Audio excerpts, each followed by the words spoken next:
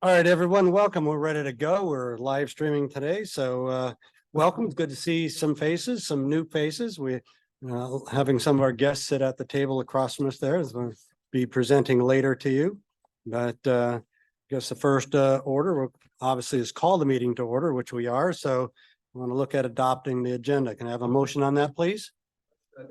Second. Second. All right, you got those? All right, all in favor? Unanimous all the way around. Thank you. All right, public comment period today. I didn't get to check in with you on that. Do we have one? One public comment. Okay. All right, is this person here? Sam, is it Grunman? That person here? Oh, there you are. Thank you. You may have the microphone. You got 3 minutes. What? You can use the mouse or the keyboard to go through. Perfect. Yeah, so I want to address. We need to get that mic up there. Where's the mic? There we go. You need to get real close to it. Hi, I want to address NCDOT primarily with my comments today. First of all, back in January 2020, my wife and I were driving on I-4 through Orlando when they were doing road construction to widen it. And it seemed like every 20 feet, they were moving traffic from the far left side to the far right side. It was horrible driving back and forth, backward. So I want to give a thanks to NCDOT for not doing that, for switching us over maybe every other mile. So thank you for that. My second comment is about pedestrian safety. So if you know the trolley problem in philosophy, you got a runaway trolley. It continues down the tracks, they'll run over 5 people, but you're standing next to a switch. Just put it on another track where it'll only run over 1 person. You're going to want to switch the track to have it, save more people. But it seems like NCDOT's policy is the opposite, where it's going down run over 1 person, but then they instead want to switch it over to run over 5 people. What I mean is when it comes to the signs along the roadways, they are breakaway. So if a car loses control, whether it's a bad driver speeding along the highway or they have a heart attack or something and they just lose control, they're going to go up onto the sidewalk, run over a pedestrian, keep going, run into a building. It's not until they hit a building that they stop. So I have some pictures to share. First off is the corner of South Boulevard and Tremont Avenue. You see in the picture on the left, they hit a utility pole and they had to put up another plank, another board to hold it up while they put in a new pole. And in the picture on the right, you can't see it, but it goes down a hill down to a seating area for the hub there. And there's actually been a car go down into that seating area before. But you notice the pole is still standing. But if you want to ask about some other things like here, this is a little pedestrian refuge island with a right turn there. This is at South Boulevard and Woodlawn Road. So a car coming down, it's going to hit, if it hits that pole holding the cross signals, that's a breakaway sign. The car's going to keep going and hit any pedestrian standing there. I would like to see that be an actual bollard that could stop a truck. So a truck hits it, going to do a lot, it's going to stop. The car is going to stop, not hurt any pedestrians standing there. But like I said, if it's right now it's breakaways, car hits it, it's going to keep going. And here's some pictures I've taken on the streetcar here on Trade Street. This is the Johnson & Wells stop. You can see the concrete there in the corner, in the bottom left, it's kind of breaking away. Looks like probably been hit by some cars. There are some bad drivers out there that hit things.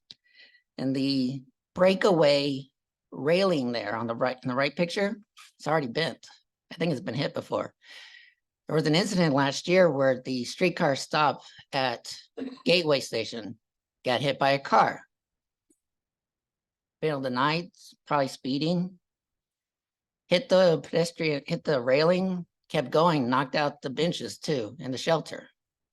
So if there were pedestrians, people sitting there waiting for a train, they would have been hit.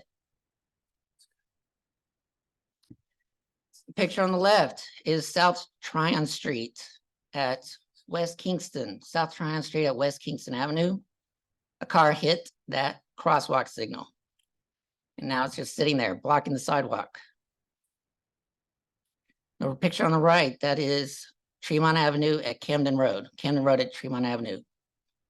So the city put up no left turns. They used to have sign there in that island saying no left turns, but it keeps getting knocked over.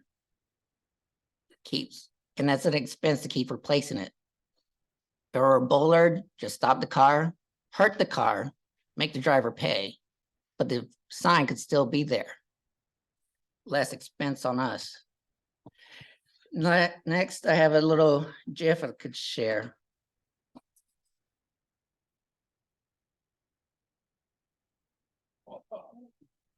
I don't know where this was, but yeah, you see it. That bollards stopped that truck from hitting that building.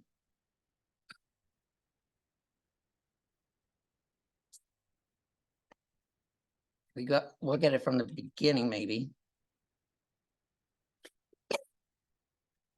You see, it goes through a street sign first, boom, and so imagine if that were a bollard to have stopped the cars much, much sooner.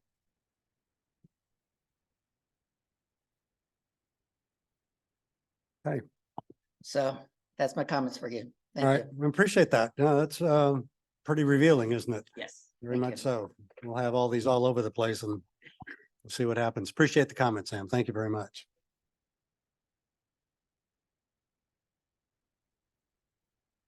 Okay, we'll flip it over to Mr. Burke real quick here to talk about ethics. In accordance with the State Government Ethics Act, it is the duty of every board member to avoid conflict of interest. Does any board member have any known conflict of interest with respect to any of the matters coming before the board today? If so, please identify the conflict and refrain from any participation in the particular matter involved. All right, no conflicts noted anywhere. Lucky us for doing that, so I appreciate that. Move down to the consent agenda. So if everybody's good with the consent agenda, unless there wasn't any comments on the adoption of the agenda, so I'm looking for a motion on the consent Move to agenda. approve the consent agenda. And second over there by Craig. So all in favor? No- Aye. No opposed. All right, unanimous. All right, Mr. Curtis, it's your turn. We have 2055 Metropolitan Transportation Plan. Make good use of that microphone. I'll try. Good evening. Now we do want to bring our 2055 MTP socioeconomic projections to you this evening. This came to you as an informational item last month. Bob presented to you. Bob, thank you for stepping in last month. At that time, we did not have actual projections to share with you, not draft projections, but the intent was to share a bit about the process, what those projections actually are and how they're used in our processes. We do have projections this evening, so we are going to ask for action on that. And the request this evening is that you adopt the draft county level household and employment projections for the 2055 MTPs for horizon years of 2025, 2035, 45, and 55.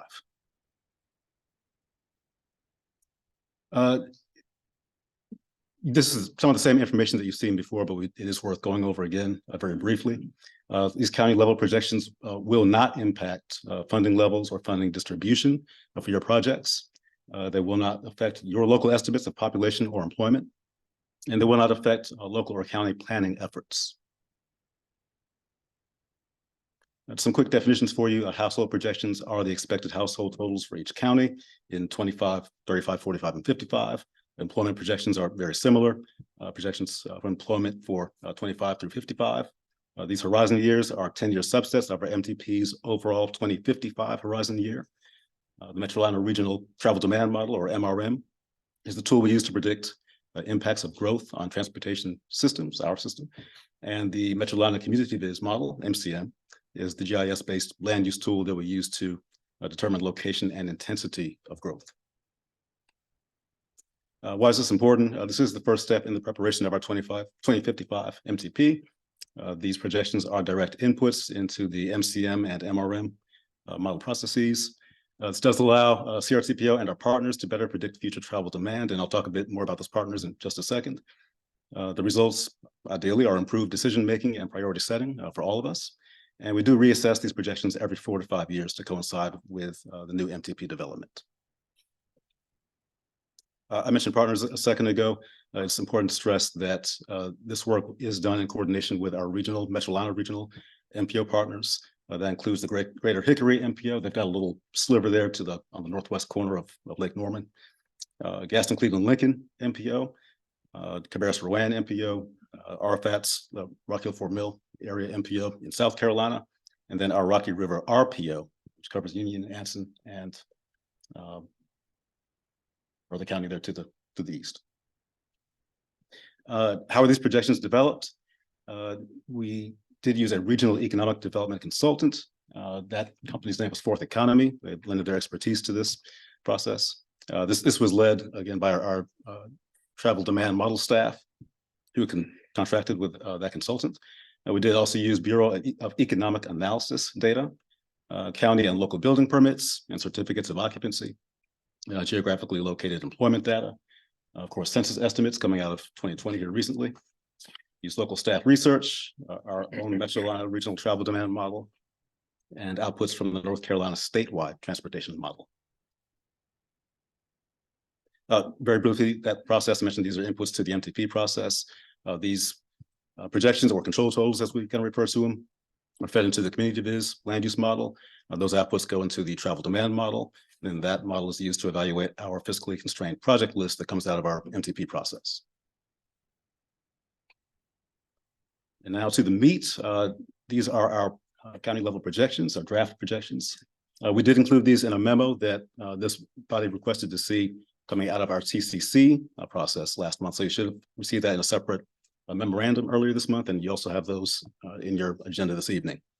So I'll pause there for a minute, let you kind of digest these and see if you have any quick questions about this process. Mr. Craig.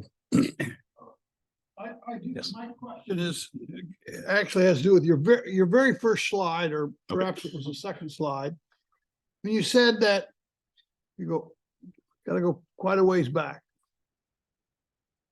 Will not impact funding levels, population, or local estimates, and will not impact planning efforts. You're going to show, you just showed us increases in population. That's going to impact everything you're going to show us is going to impact. So I got stuck when I read will not impact. Would you explain how it's not going to impact if we're going to grow, we're going to have more jobs, more people, more need for roads? How can it not impact? That's a good question. The intent of this process is more of a top-down process. It's not kind of the ground-up process that we typically use with most of our planning efforts, where we rely on your staff really to develop population estimates, not so much employment, but population, land use planning, transportation planning. Those are fed up to us typically. This process is more of a top-down. Let's look at generally what population do we anticipate, and in this case, the consultant who kind of again lend their expertise to this, do they anticipate seeing? And it informs the travel demand model, community viz model, and then the travel demand model. It's used to evaluate projects, but the intent is not to do the local planning that you do through this, again, top-down process. So this is not meant to replace any of your planning efforts, not to replace any of your projects. It can inform if you choose to use it. We have several municipalities that will use some of this community viz data that relies on this. They will use that for some of their planning, but they do not rely on it. We do not dictate that to them. It's not part of the formal process that you and your staff use for planning. It is an informational source. We hope that you will use it and reference it in some cases, but it's not meant to replace your local planning process. That doesn't sound like that answered your question, so. Maybe it's semantics, maybe it's because I'm going to the work. I don't know. But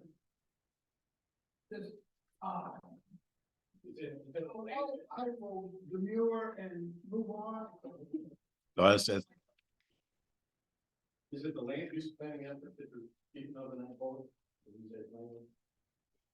Yes, it will not influence or should not influence your land use planning efforts. That's right. And as well as, it should not influence your project selection that, the planning processes that you use to select projects and select roads are not intended to be impacted by this process, looking at control totals and future year projections. All right, well, why don't we continue?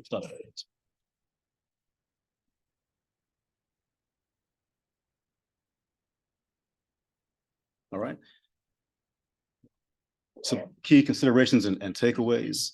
Again, these projections are intended to be objective, research-based, and defensible. The intent is consistency. I mentioned, of course, our partners earlier that worked on this process with us. The intent is to be consistent across those partners geographically as well as time. We've used this process several iterations now, and we'll continue to use it into the future. Projections adopted in 2023. Again, incorporate projections from our travel demand model, NCDOT statewide model, regional economists, and several of the other sources I mentioned earlier. FHWA again has advised us to prioritize consistency in this process. Modeling local staff will reassess these projections every 4 to 5 years to coincide with our new MTP development. And TCC did unanimously recommend adoption by the board at their November 2nd meeting. So with that, I'll stop again and ask if you have any questions. And All right, any questions for our presenter on this? I know it is confusing with all the data, but I'm not sure that it necessarily holds up anything as far as going forward. It's been reviewed. So does anybody here around the table have some more questions on it? And are you ready to make a decision on this tonight? Move to adopt. Okay. We'll make it that easy. So the action is requested for Mr. Curtis. So the motion is up to adopt, if you will. Do I have a second on that? John? Not that new. All right. All in favor? Any opposed? All right. thank A you. lot of work. So thank you, Curtis. Appreciate that. Yeah, well, thank you to you and your staffs who helped us develop this information. All right, next up, Jennifer Stafford, you're going to talk about the discretionary funds on the fall call. So welcome back. Make use of that microphone again so everybody can hear you. Thank you and good evening. So Jennifer Stafford, I oversee the discretionary grants program, and today I just wanted to go over the summary of the fall call. We will request action in February, and you'll be seeing additional information at your next board meeting as well. So we opened a call for projects on August 14th and closed at the end of October. Staff is now scoring applications, and the Project Oversight Committee will review them in December. And then in January, you'll see the recommended list along with the other projects as information. And then again, we'll request action in February. This year, we had 2 funding sources available, Surface Transportation Block Grant, which is our most flexible funds, typically can be used for highway and non-highway. And then we had some remaining carbon reduction funds that we didn't program last year, so $6.2 million. Overall, we had about $62.4 million available for programming. We received about $90.6 million of funding requests. And again, our target was 62.4 or so. So we received more applications than we have funding available, about $28 million worth. We received 33 applications, 3 for planning studies, for about 288,000, 3 for carbon reduction, 5.8 million. Again, we had the 2.6 available, or sorry, 6.2 available in carbon reduction funds, 9 new highway projects for $40 million, 9 new bikeway bike and ped projects for almost 17 million. And then we had some projects that were awarded a few years ago, but had shortfalls. So they are requesting supplemental funds. And we had 7 highway projects and 2 non-highway or bike ped projects. This is just a quick map to show you, we received applications from Statesville down into Union County. It's a very active fall call. Last year, we received about 34 applications. So this year with 33 is right in line. Here's the 9 new highway funding request projects. You can see some in Charlotte, Monroe, Mooresville, Troutman, Waxhaw, and Wesley Chapel. Again, the new projects are about 40 million. And here are the shortfall projects. I've been sort of waiting for this wave of shortfalls to come. With inflation, it really hit some of the projects hard, especially after they got through right away, getting ready to go into construction. So we have the 7 supplemental funding request here for about 25.5 million. So a total funding request for all highway projects at about 65.5 million. The air quality or carbon reduction fund request, we received 3, 1 from CATS for electric buses. The ITS is Intelligent Transportation Systems, that helps coordinate the signals and that type of thing. Almost 4 million, and then some solar powered EV chargers from Indian Trail. So again, 5.8 million. And then new projects for basically bicycle and pedestrian, 9 projects: Charlotte, Davidson, Mint Hill, Huntersville, Mooresville, and Waxhaw for almost 17 million. And then 2 bicycle pedestrian projects needed a little bit supplemental funding to get them to finish out their project, 2 million there. So total funds request for all non-highway projects is almost 19 million. And then planning projects, again, there's your 288. We just received 3 of them. This is under the target amount of about 500,000. Very regional. All 3 of them are very regional and should be helpful. So just to, again, recap, we received 90 million. We have 62, or deficit about 28 million. We are reviewing the estimates. The amounts could change. Probably if it changes, it won't be much. We follow the policy. The policy says that the estimates need to be within 6 months. They need to be vetted or developed by a engineer, landscape architect, or somebody with the skill set to do so. The next step, CRTPO staff is scoring the project applications. There's 5 of us doing all of it. Will come together the end of November with a list of scores to the Project Oversight Committee. The Project Oversight Committee will meet in December. We'll meet in person, talk about the applications, the scores, the funding type, how we're going to apply the funds. And then we'll be back to you in January for information on this recommended list, and then again, action in February. Are there any questions at this time? John? This may be a really granular question, so I don't know if you know the answer, but the solar powered EV chargers for Indian Trail, would that require the person that uses them to pay a fee to use them? Do you know? No. They'll be at public parks. There are 2 of them. They're very interesting looking. They're a panel with a solar panel up above, and then you drive into it. So it's a unit that weighs about 16,000 pounds, and they literally just drive into it, but it will be free. Thank you. I'm probably not in the majority, but I just wonder why government is paying for free electricity for people to use. I mean, there's nobody that has free gasoline for my car. I don't go to a park and get to fill up for free. So I don't know why we would provide free electricity at the cost of 162,000 or whatever the cost was. I believe it is. I will double check and confirm with you, but I believe that so some of that So I believe FHWA does allow some charge up to a certain amount on solar charging. I think it's up to the applicant or the town. Okay, thank you. All right, Michael. Is the criteria and the waiting for that criteria for your scoring available online or someplace where Yes, sir. It is on our website and it's under the discretionary grant program. And then there's a policy and I'm happy to email it to you or have Mr. Burke email it to you. Yeah, Great. thank you. If you could do that and follow up Sure. on that as well. Anybody else around the room here? Got to look at my corners here. All right.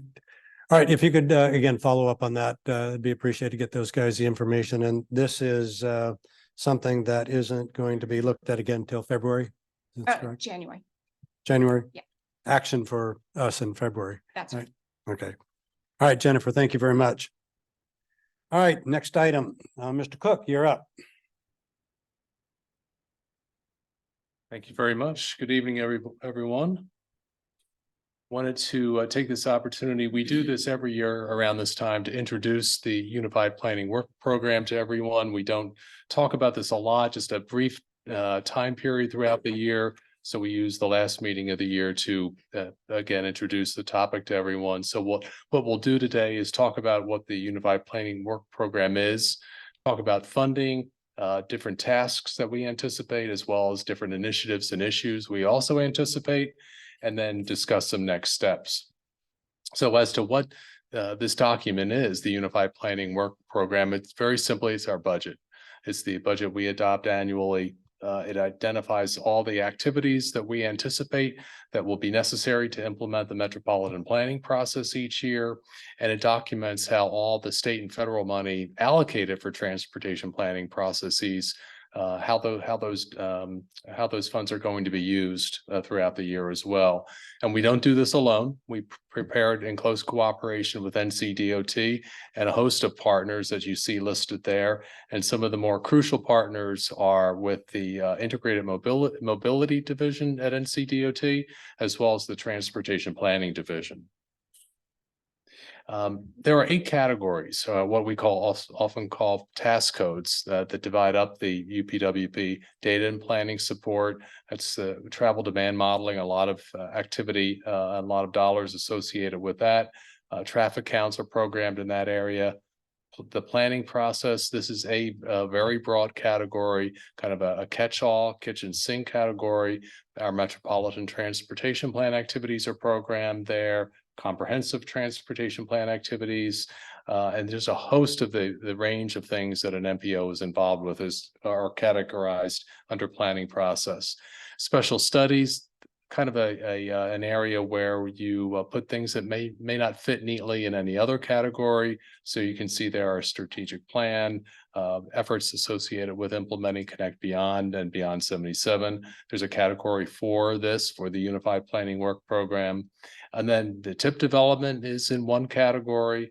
Then there's civil rights compliance and other regulatory requirements. Public participation is a big element of that.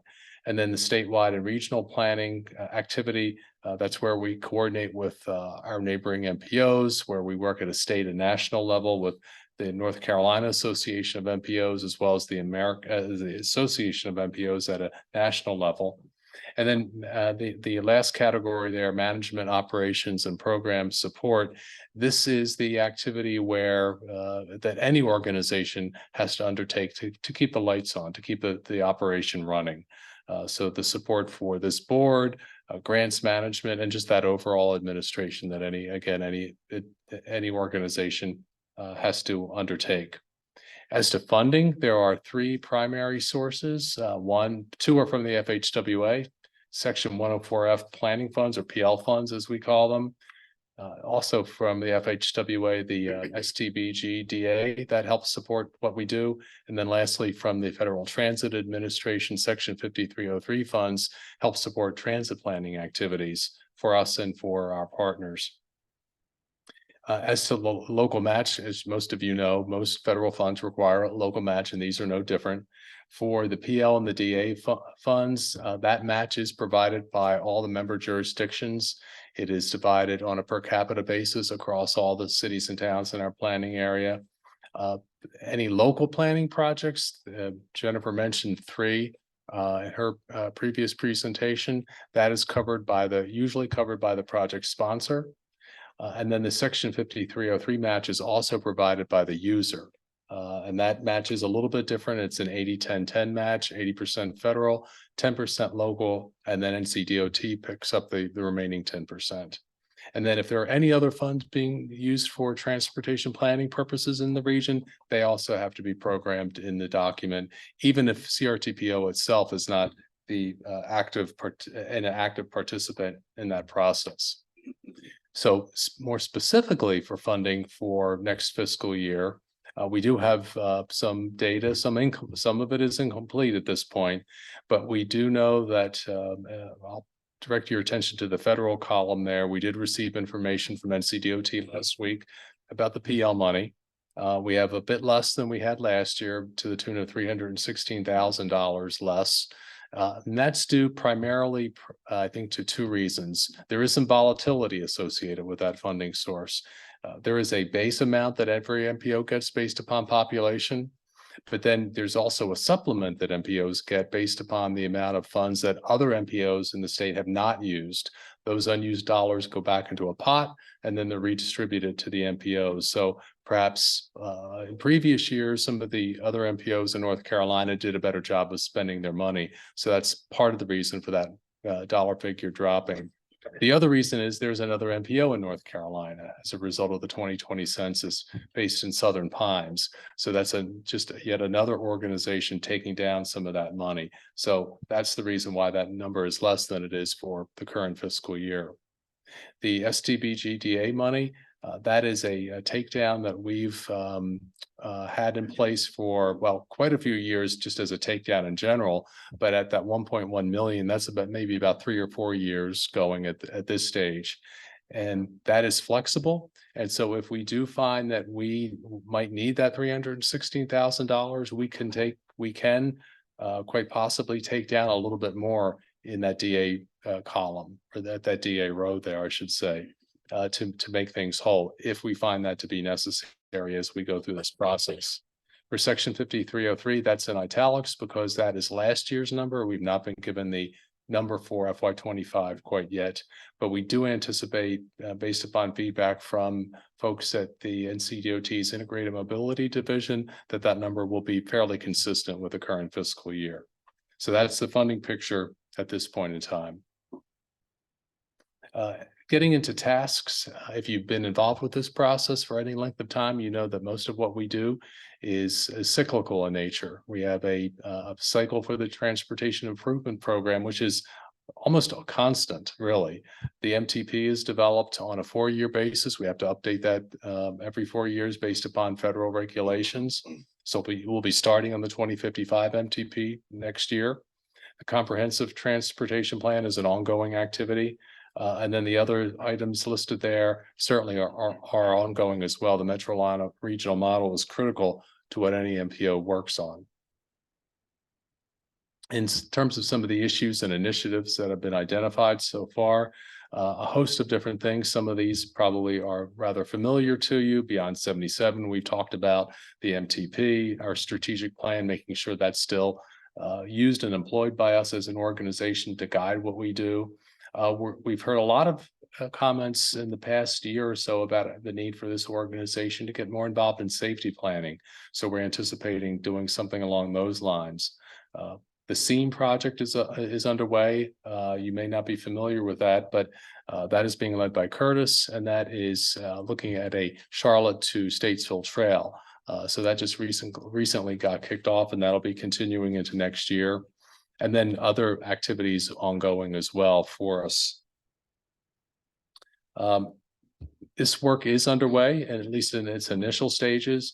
On the section 5303 side, we did issue a call for projects in October that closed last week. We've held pre-submittal meetings with all the transit providers. Good news is that all the applications that were received indicate that the work is eligible for those funds. And we may have a little bit more money than we anticipated, but that's Might be a bit premature to say at this point. We still haven't gotten that final number yet. We did issue a major initiatives and issues request to all our partners as well as staff. We got good feedback from that, and we got additional feedback from a partners meeting we held at the end of October.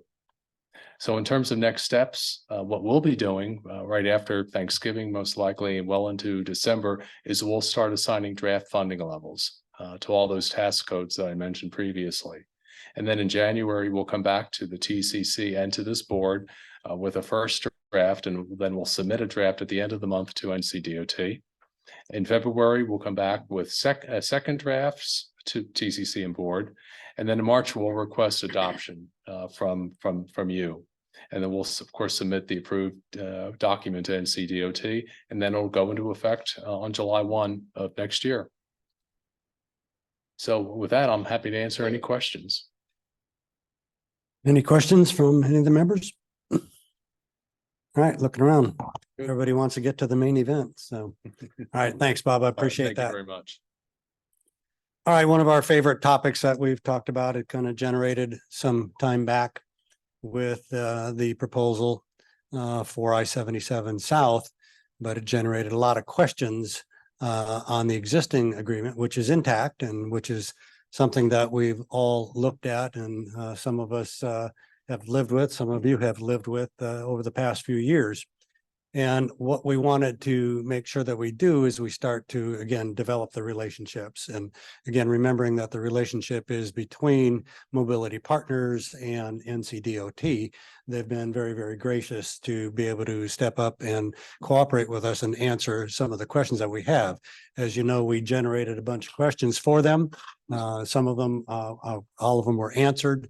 Some of them may be more important to you as we go forward, but they have been gracious to come here and be in front of us tonight to just give, again, a collaborative and cooperative effort to make sure we put the questions to bed that some of you may still have. Again, remembering that this is the relationship between DOT and mobility. But again, we want to make sure that everything is clear and transparent, that everybody understands some of the issues at hand, some of the problems. Maybe we can use this to learn as we go forward, no matter who that provider or how that provider may operate. We wanted to make sure that we have maybe some takeaways, maybe some learning things that we can use going forward and start to tailor the next round, unless Mr. Knipe has about $4 billion extra funding in his budget somewhere, so we won't play with that. But with us tonight, we have a short presentation, and then we'd like to go over some of the major questions. I think there would be some of the questions that were answered probably don't need to be addressed, but if they do, we're certainly here and willing to do that. I have certainly Mr. Knipe, Mr. Brett Knipe from DOT, have David Garcia from Mobility, and Mr. Rob Bover. And they will help us with that. They also have some support staff here to bring with them. Some of the questions are complicated, some are legal. So we want to make sure at least we give you good, strong, transparent answers. So with that, I think Mr. Bryan's going to steer the ship for him up there. So gentlemen, you may start. This is Thank you Mr. very much, David Garcia. Chairman Papas. Well, just I would Bring like that mic real up real close to you. It's portable. Okay. There you go. Sorry. Thank you very much, Chairman Papas. So, first of all, I would like to thank the opportunity that you are giving to us to come here tonight. I think it's going to be very, interesting for us to present our project and to explain which are the facts and benefits that we think that this project is bringing to the community. So thank you very much for the invitation. Also, well, I would like to introduce myself, if you allow me. My name is David Garcia. I'm I-77 Mobility Partners CEO. And well, if just to say something about my background, I am civil engineer. I would say that I've just landed to Charlotte. I took over this project this year in March in 2023. So I was coming from Canada. I ran 2 projects there, 2 highways in the east of Toronto, and we are very happy to come here to Charlotte. We have found a wonderful city with wonderful people. Or everyone that we have met has been very welcoming from us, with my wife and myself, and we are really happy to be here. And And also I am enjoying a lot the weather, and I'm very glad that I forgot my shovel in Canada. So I was told that I won't need to remove snow here. So I didn't pass the winter yet, so we will see if this was true or not. So, well, basically, as Mr. Papa said, I came tonight with my team. Rob Bosberg is going to make a presentation with the facts and benefits about I-77. And I came with another colleagues, John Takahashi, who is our CFO, John Buckley is our internal legal counsel, and Vicente Porta is our COO. So that's all. I will pass the word to Rob, so he will be able to start the presentation. Thank you very much. Very good. Thank you. And welcome. Welcome to Charlotte. Thank you. Rob? Thank you again. And I'd like to reiterate what David has said.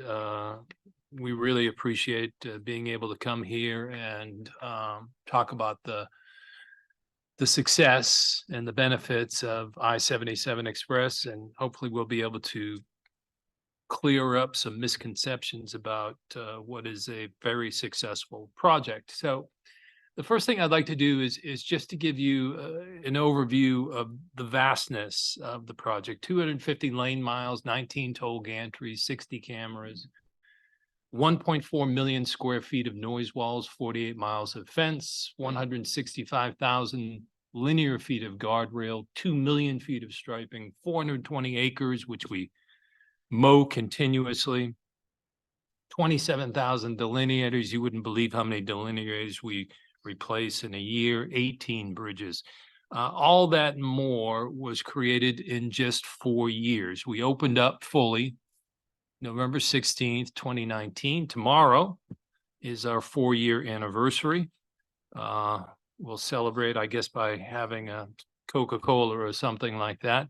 But I'd like to emphasize that all of this, everything that's listed there, is owned by the NCDOT. I-77 Mobility Partners does not own any of these assets, does not own any portion of this roadway. Our sole job is to maintain this roadway to the highest NCDOT standards and to ensure the safety of motorists. Nobody turned over state assets to I-77 Mobility Partners. There's no change in ownership. This remains the ownership of the taxpayers of North Carolina.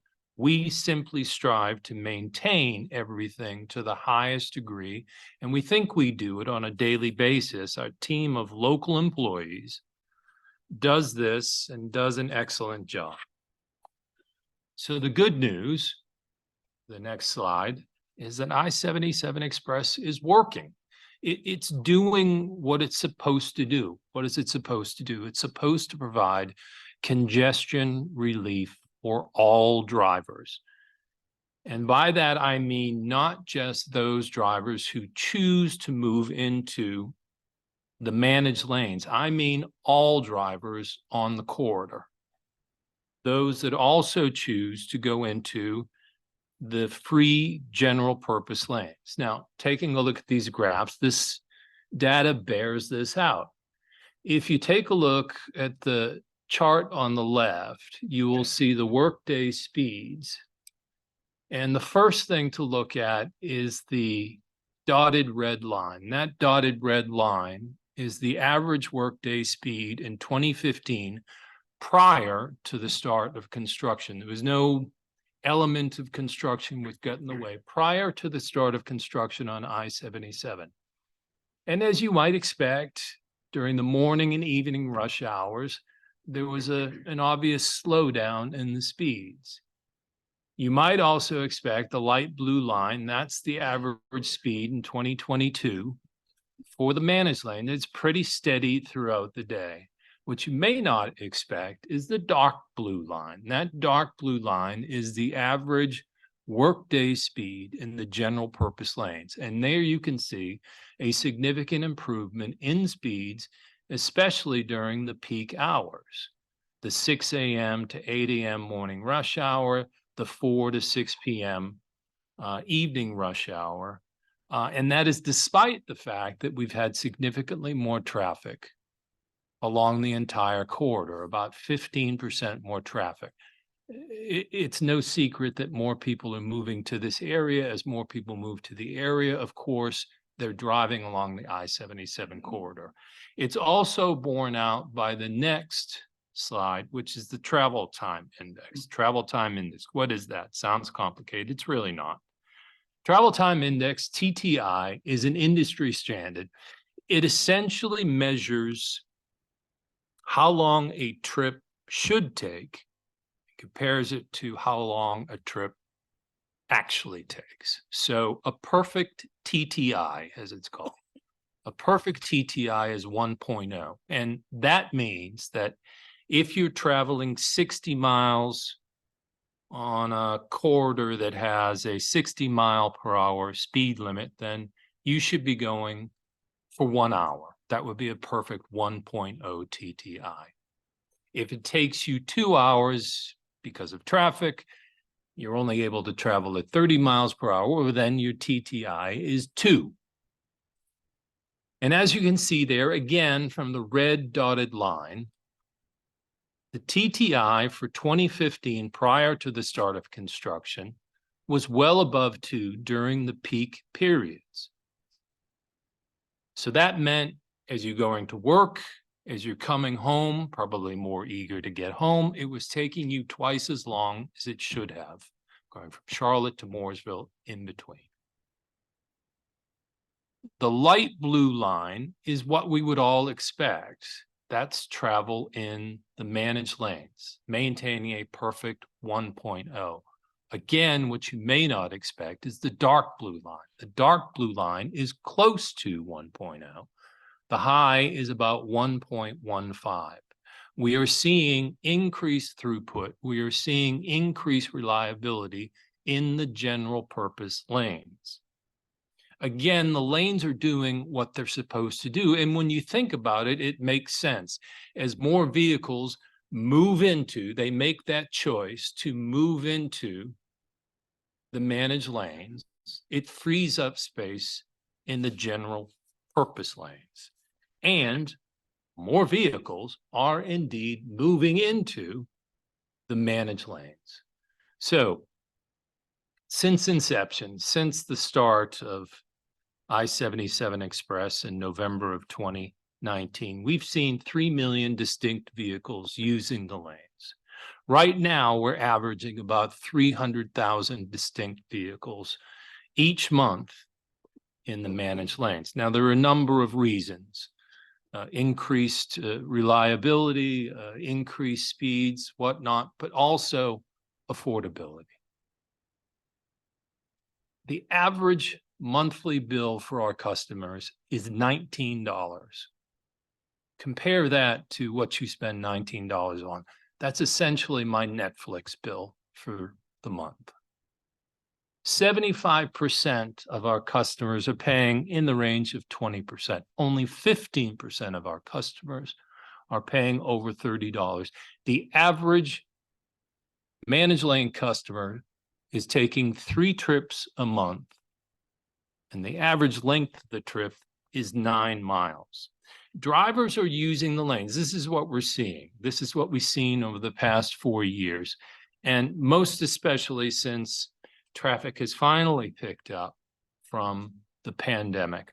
What we're seeing is that drivers are using the lanes as managed lanes are intended to be used. These aren't toll lanes. You don't get on at the beginning and go at the end. Everybody pays. Drivers are choosing to skirt around pockets of congestion and then choosing to move back into the general purpose lanes. Only 3% of our customers actually go end to end from Charlotte to Mooresville or return. Another advantage of I-77 Express is HOV3+. We are proud to say that we are the only tolled roadway in North Carolina in which drivers who are carrying 2 or more passengers can ride for free. That is why we emphasize with the North Carolina Turnpike Authority to get yourself an NC Quick Pass. An NC Quick Pass allows you to declare HOV 3+. If you're a realtor taking a couple to go see something in Lake Norman, you should be declaring HOV 3+. If you're carpooling, you should be doing the same. 54% of parents in the United States take their children, drive their children to school. I know I did each and every day. And if you're taking I-77 Express, you should be utilizing HOV 3+. What we're seeing right now on average is roughly the equivalent of $713,000 in saved tolls per month through HOV, 94,000 trips. We would like to see more. We want more people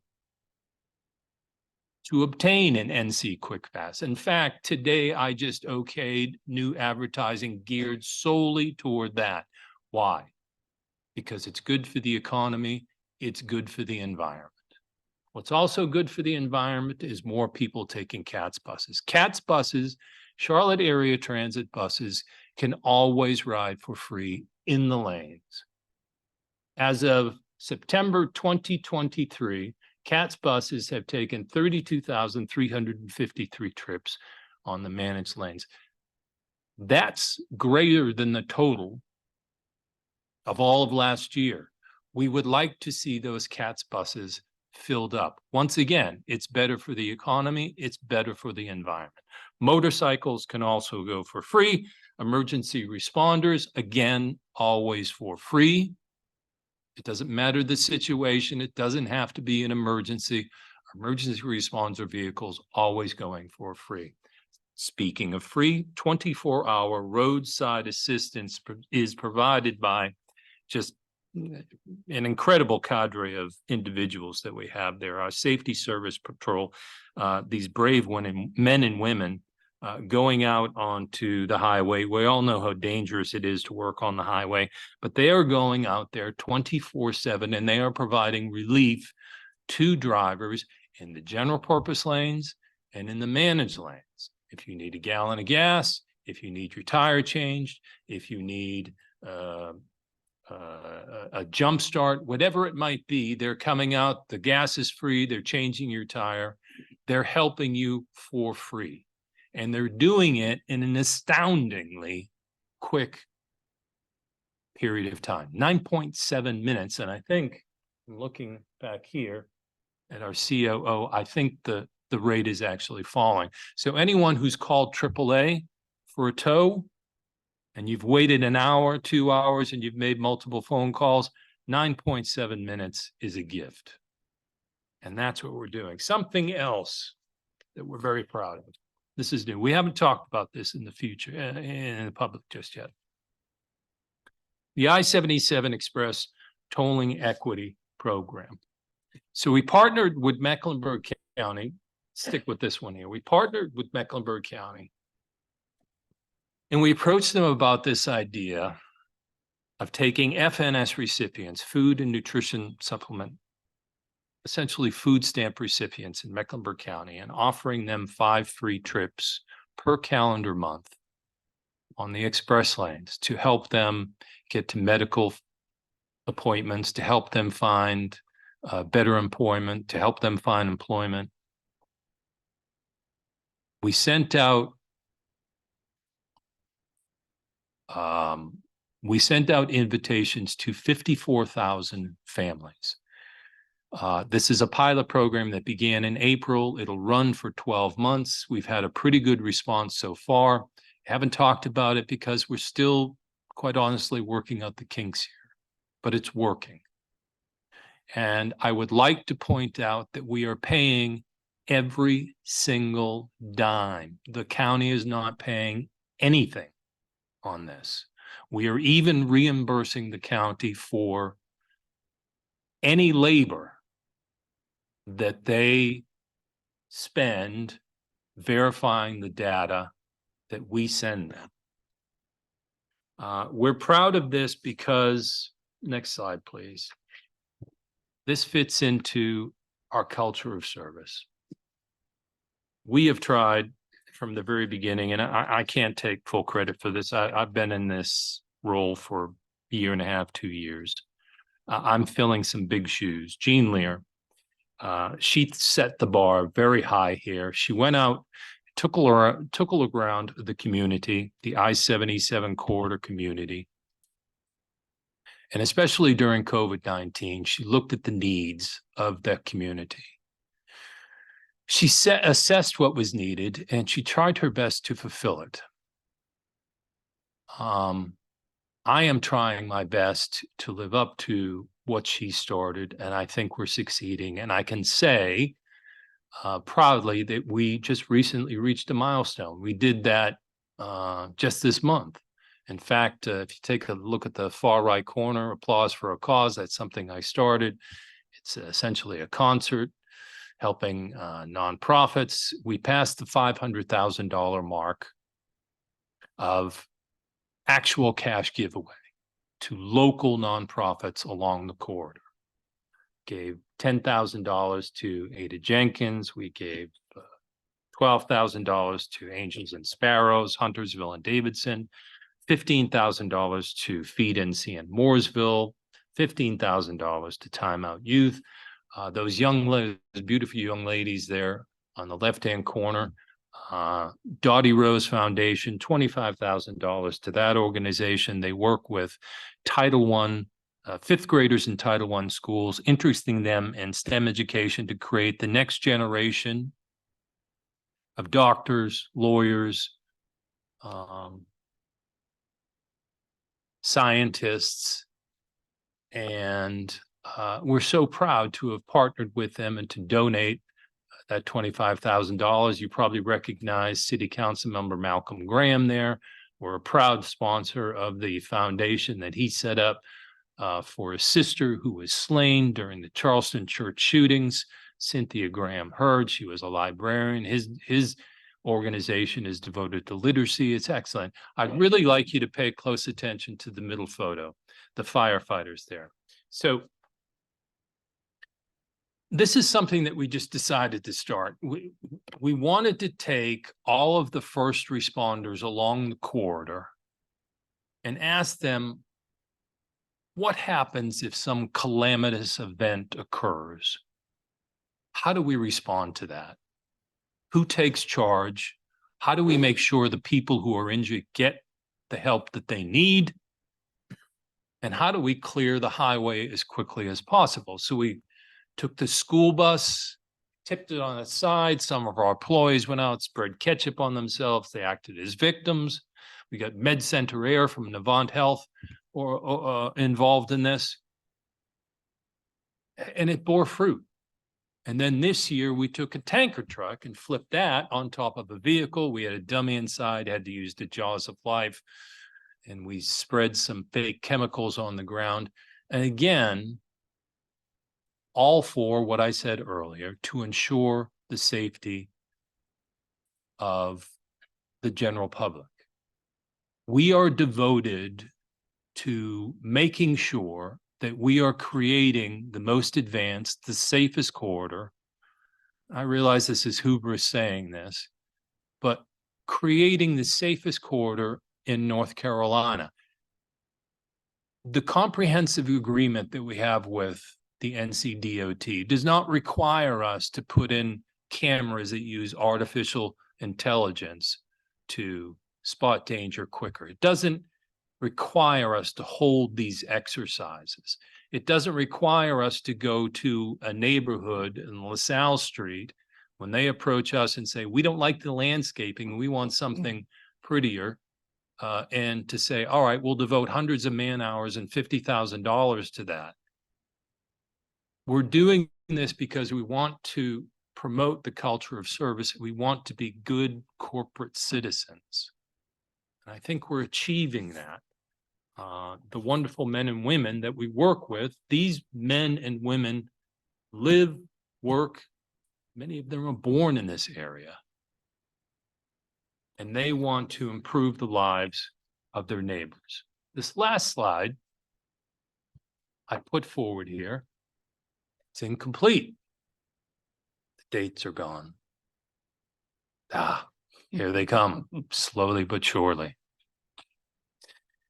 This last slide I put in here just to remind everybody that the idea, the notion of the P3 that gave birth to I-77 Mobility Partners did not just pop out of nowhere. It was a communal effort. MUMPO, which later became the CRTPO in 2013, was heavily involved in this. And I recognize fully that the people who are sitting here now, forgive me, people who are sitting here now weren't involved in that, but it was a communal decision. It was a decision that was made in 2010, 12, 13, 14, etc., all along the way. You know what? You may not agree with this decision, but I-77 Mobility Partners has borne fruit. It has done,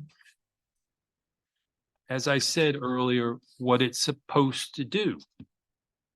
It is providing drivers with choices, time savings, with reliability. And just as importantly, it is an economic engine for the region. A study was done just last year by STEER, S-T-E-E-R. It's a New York consulting agency. And it took a look using data from the federal government at the economic implications of the construction and continued operation of I-77 Mobility Partners, and the number that it came forward was $1.6 billion added to GDP. I hope you will see I-77 Express as an asset for the region. Thank you so much for your time. All right. Thank you very much. Very informative. It goes back a little bit on history, so appreciate that. So now what I'd like to do, I know some of you have questions, so I'd like to go around the room to try to address some of those. And depending on the question, if we have some, we'll call it heavy hitting questions, then we'd like to get those out of the way first. If we have some lightweight questions, we can either skip those or go on. I don't know that anybody will want to really go through all 50 questions at a time, but if we really need to, then we'll decide how we do that. So I'm going to start on this side of the room with Mr. Brad. If you have any questions for the panel, and then I'll let them direct where the answer may come from. No, this will Can be I- lightweight. Thank you may very I- much. May I ask beforehand, does everybody have the handout that we gave so that we can go to the page in particular, or if not? Some do, most do. Do we have them all out there? We also have a copy of the PDF that we can pull up on the screen if we need Okay. to. Just to be sure that we're referring to the same question. You want to do that first? You want to get that up there? Can we get that up there pretty quick? Just in Sure. case. Go ahead, Brian. So, Mr. Chairman, before I ask, you're Bring that asking closer to you so we can all, here, there you go. questions that have been asked before.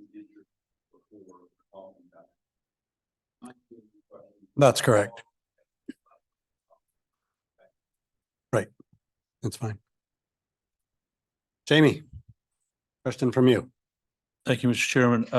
Great presentation, and I appreciate you, kind of explaining everything and for everyone to put the questions together. There were some really great questions. I thought the answers were pretty full in explanation. The one thing I kept going through as I was going through all the questions, it said I-77 Mobility Partners has never received any financial compensation for toll revenue from North Carolina DOT. What would put you in a position where that you would need compensation from North Carolina DOT? And I think part of that has been answered, but I just wanted to get your take on that. Sure. And this I think touches upon a question that Mr. Higdon had put forward. And he may want to elaborate on that a little bit further, but it should be remembered that there is absolutely nothing in the comprehensive agreement which guarantees any form of revenue or any form of profit or I-77 Mobility Partners. I think the difficulty, the confusion arises over what's known as DRAM. DRAM is Developer Ratio Adjustment Mechanism. So this is something which would be triggered if I-77 found itself in such dire straits that it was unable to pay its debt obligations to the federal governments, its TIPIA loans, its PAB bonds. The money can only be used for that, only that, nothing else, not for operating expenses. The money cannot be dispersed to any of the equity investors. It is only for, in the most dire of situations, the payment of those federal obligations. So it is, I'm turning to our CFO here, it's 12.5 million a year. You don't have to come up just yet, but it's 12.5 million a year for a total of 75,000. And John can give you the actual ratio in which it would come forward. But again, it's solely for that. Okay. So the state of North Carolina, the taxpayers, they are not guaranteeing any amount of revenue. All right. We would also like to point out that when Governor Cooper shut down the state shortly after I-77 opened, what a terrific time to open, traffic volumes dropped 30% in North Carolina and across the United States. There was no thought at that time to ever invoke DRAM because it wasn't needed. And DRAM is something that actually helped the state of North Carolina. In the NCDOT was smart in including it because what it did was it allowed the federal lenders more security in lending more money to I-77 Mobility Partners, like an underwriter, if you will, or a co-writer, and required then a smaller portion, less taxpayer money from the state of North Carolina. So that is what DRAM is. It exists right now. It's never been utilized. We knock on wood, barring any sort of ultra COVID pandemic, we don't anticipate it being used in the future. Okay, thank you. Can I follow up on that, please? Sure. Will you go to page 17 of these questions? Question number 1 from Craig Horn.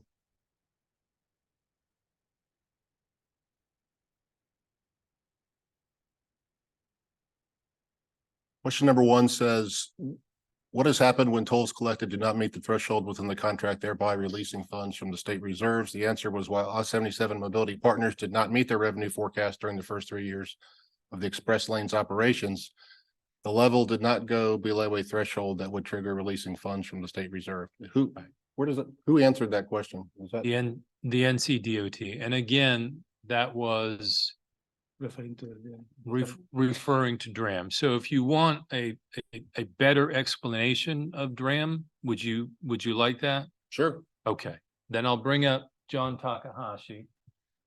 And that threshold it's very technical, but it deals solely with DRAM. Well, this seems to directly contradict what you just said, the way this is written. So it's confusing at the least. And again, I understand your confusion with that, but please bear in mind, there's nothing in the comprehensive agreement which in any way provides revenue or profit, guarantees revenue or profit. So please, John Takahashi, our Chief Financial Officer. All right. Good evening, everyone, and thank you for your question. So to talk about DRAM in conjunction with this question, so to reiterate, DRAM can only pay for cash shortfalls and it could pay for debt service payments. So in this case, we refer to, there's a ratio that we look at called the debt service coverage ratio, which means after looking at our net cash position revenue after all of our operating expenses, if that amount falls below 1 time, basically it's below the amount of cash, below the amount of debt service payments that is required, then we would fall below the one time ratio. And in that situation, we would not be able to pay all of our debt service payments. So that would be the time where DRAM would be requested from the state. That would be the only time.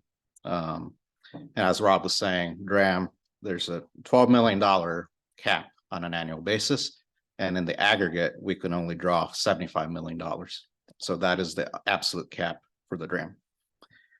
And to make it even more specific and even more explicit, within the comprehensive agreement, it does say that DRAM is not meant to provide or guarantee a minimum return on equity investment, and it's only meant to be used for debt payments. So it is very explicit in the agreement on what the use is. And even in the conjunction with this question, it is specifically referring to DRAM. Thank you. Okay, thank you for that. All right, we'll move around to the right here. Pick it up, Michael. For my questions for now. Thank you. Okay, Ernestine. Mark? Ms. Gardner? Press that button. There you go. I don't know if this is a lightweight question or not, but I'll ask it. You said the travel time saved as people generally moving, what did you say, twice as fast as they would if the lanes weren't built. My question is specific to peak travel time, and if you have commuters who use the lanes more frequently than just once a month or twice a month, that $19 indicates to me that that's somebody that the majority of your users are only using it once or twice a month. So do you have more data that's specific to commuter traffic that are traveling during peak travel times? And if you do, in relation to that, at the end point of travel, maybe going up to Mooresville or Lake Norman, what the average pay is for the workforce in those towns. So what I'm asking, I guess, more specifically is, you're saying it's a great deal for the users. If they're making minimum wage, is it really a great deal for them to be able to get to work on time? Well, if you're looking for more specific data, we can certainly work on that for you. If you'd like to submit another question for that, I would reiterate that I-77 Mobility Partners, I-77 Express is always a choice. And what we're seeing on average, our average trip is $6. So that was not on the slide, but the average trip is. That's not a peak travel time trip. The peak travel time trip from Matthews to Mooresville is significantly more than that. Yeah. It's an average, yeah. Yeah, no, again, this is our average trip. If you're looking for a specific time period, what it would cost at that particular time, I don't have that data in front of me, and I would have to defer that to another time. I would like to get that data on peak travel time commuter specifically, and whether it's traveling north or south. Sure. Yeah, let me go just add something. Well, what we're really seeing in the highway is that comparing the numbers with last year, 2022 and 2023, for example, comparing the first quarter and the second quarter of 2022 and the first quarter and the second quarter of 2023, we have had an increase of traffic of 22%. an increase in transactions with, I mean, this is translated in transactions 60 from 16 millions to 20 millions. So meaning that, you know, I think maybe you are referring about the cost of the trip, but what we are seeing in the traffic is that this is increasing very substantially. So, I mean, this is taking us to the thinking that, okay, this is a good price for the product, right, that we are selling. Essentially, what the point that David is making is that people are viewing this as an excellent product for an excellent service for a reasonable price. And that's borne out by the increasing number of people who are using the lanes. I understand your question, and if you submit those questions to me, I'd be happy to provide them to you. I don't have that data in front of me. John? One of the questions I asked was, on average, at representative times of the day or week, what percentage of the people traveling on I-77 are using the managed lanes? The answer from I-77 Mobility Partners was that this is proprietary trade secret information. I mean, the lanes aren't stealth lanes. We can see who's riding on them. I think if we're going to consider putting managed lanes in other places in the county, we need to know what percentage of commuters are using them. So if you don't have that information, Mr. Knipe, does NCDOT have the information that you can provide to us to tell us how many people use these lanes? So we don't have that data either. So that's not something that we're tracking readily. And you know, I'm not sure if you know, that's something that we could obtain in the future or not, but as of now, we don't have it.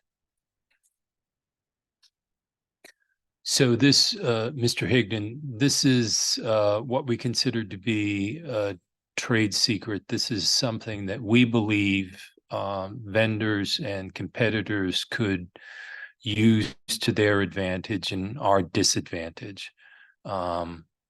Trade secret as defined under North Carolina law. I would bring up John Buckley, our in-house counsel, to talk about that a little bit further. If you could, go ahead and approach. Yeah, so I mean, I think the North Carolina legislature has looked at this tension that's there between, you know, typically private businesses have information that is confidential. I mean, lots of confidential business information. This is one of those things that's typically considered confidential business information. What the legislature has looked at is that in situations where there is, you know, an interest in oversight, some of that information is provided under the terms of the contract to the oversight agency. And in this case, some of that information is provided. But, you know, if you look at, and I'm just going to read part of this, it's, you know, North Carolina General Statutes, section 132-1.2 talks about confidential information in this context. And it talks about the fact that if the information, excuse me, got a little cold, if the information meets these 4 criteria, one of which is it's a trade secret as defined in another section of the statute, which I can get into. It's the property of a private person, which a business is considered a person under the statute. It's disclosed or furnished to the public agency in connection with the owner's performance of a public contract or in connection with a bid or something else related to the contract. And so, and then the last thing is it's just designated as confidential. So in this situation, all of those things are met. And to be a trade secret, it just means that it's business or technical information. In this case, you know, it could be either, but it's included but not limited to a formula, pattern, program, device, compilation of information, which is what this is, a method, a technique, or a process that derives independent actual or potential commercial value. And so this is what Rob was talking about, is the fact it's commercially valuable. People that we either do business with as subcontractors, or we purchase that equipment off of people that might compete with us, are all interested in this data. And so, you know, that's the reference, for the definition of trade secret. It's under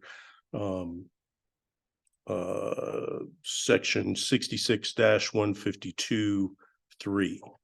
And so, you know, I think the legislature has kind of looked at this.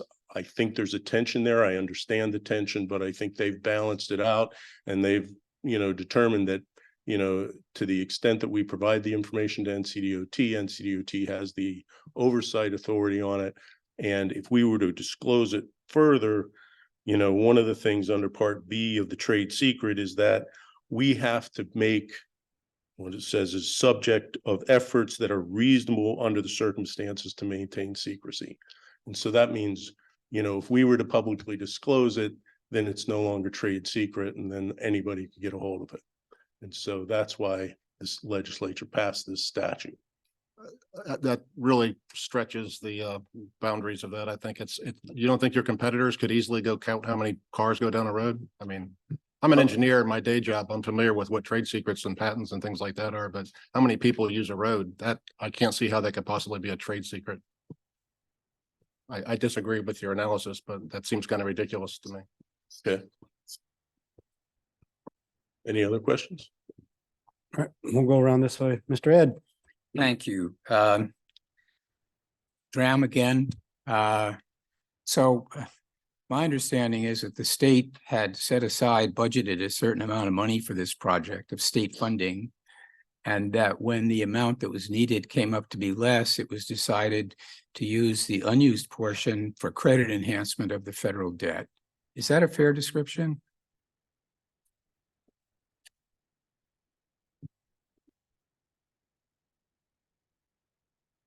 Because in effect, what that is a contingent obligation of the state to cover the service of the federal debt, and therefore it's a credit enhancement. It means that the risks the feds are dealing with are mitigated by a commitment by the state of North Carolina under certain circumstances to cover a shortfall.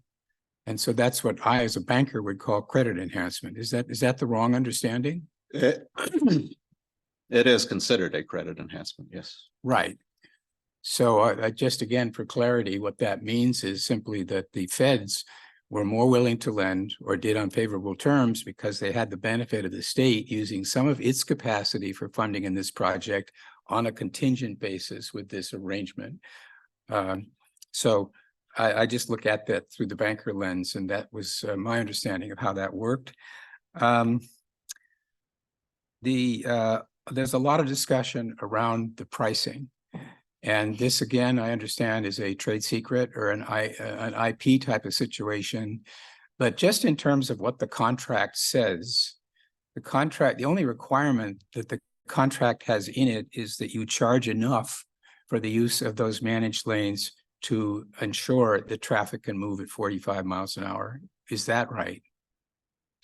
Slightly. So 45, if the federal government allows an interstate to add managed lanes, then the federal government requires a 45-mile-per-hour minimum average speed. However, the comprehensive agreement with the NCDOT requires higher, and that is 80% of the posted speed. So that would be anywhere from 48 to 56 miles per hour. Okay, understood. But what I'm getting at is the only burden on you is to charge enough in order to achieve at a minimum the throughput that is basically agreed to. For example, if there is light traffic on the road, you're not required to drop it to zero. That's not part of your deal. No, drop to zero. What's that? You mean drop to zero? This is what Sorry. you mean, drop to zero? The rate, The rates to zero, no. What I'm trying to get at is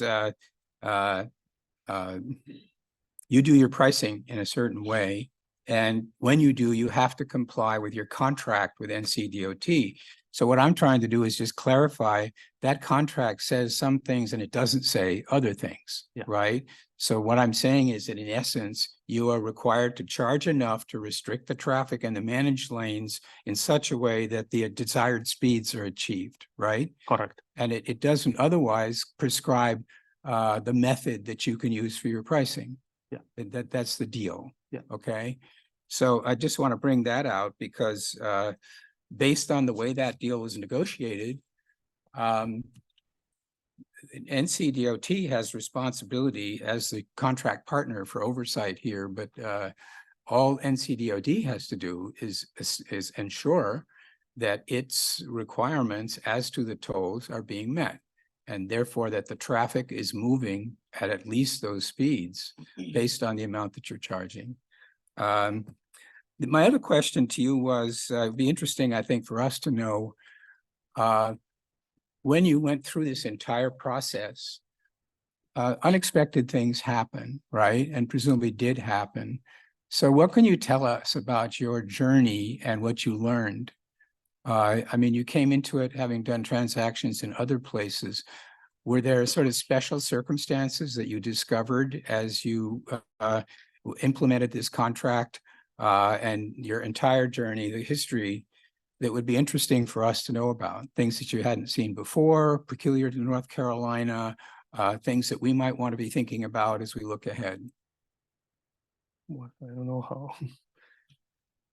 But his experience with North Carolina is limited, but Could you move the perhaps mic a he little could closer? provide something with regard to what he experienced in Canada.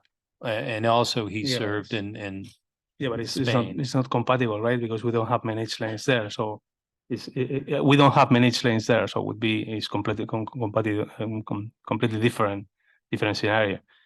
But, I would say that, at the end,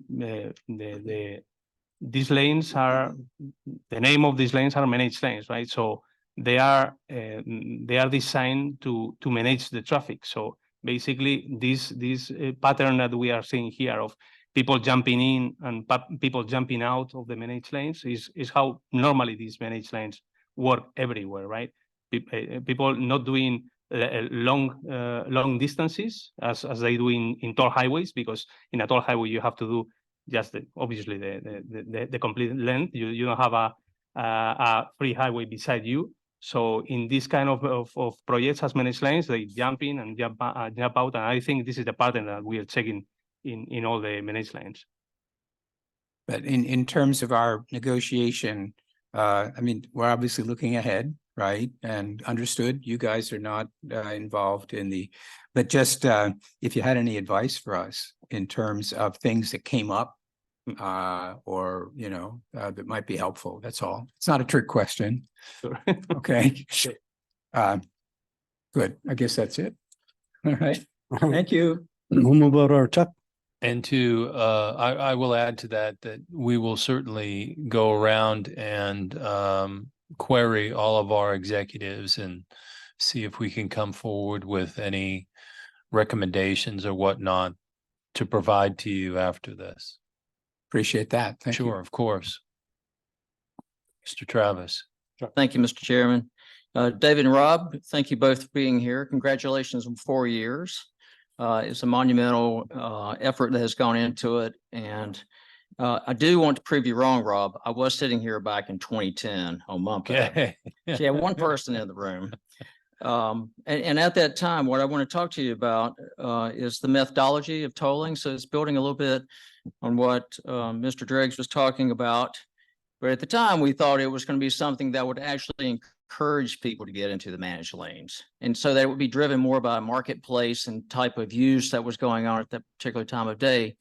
What I have discovered, because I do live in Cornelius, I was a former mayor of Cornelius at the time we went through most of this discussion, is that we were hoping that's what would occur, is that we'd have more alternate lanes for us to use. But really what it's turned into is a day of time change is what I'm seeing as far as how rates are handled. Can you explain a little bit more in depth? And I know it's one of the questions that's on the list. I'm sorry, I can't give you the sheet or the number, but the methodology of how you're tolling and how you set this algorithm that determines at what time of day certain things change. And perhaps if there's some flexibility so that we could perhaps encourage folks to actually drive and get in those lanes, particularly in those peak hours in the morning where we see GP lanes completely stopped and we see the toll lanes pretty much open. Well, there are like 400 devices spread along the highway. So these devices are constantly taking information about the speeds or a number of vehicles and travel times. So all this information is collected and is being, let's say, checked by an algorithm that is providing the rates in each case, depending on the level of the traffic. So this is how it works. Obviously, the question here is that when you have this level of traffic during the peak hours, you can have, we don't want to have the risk of going down the minimum speed that we have to address according to our agreement.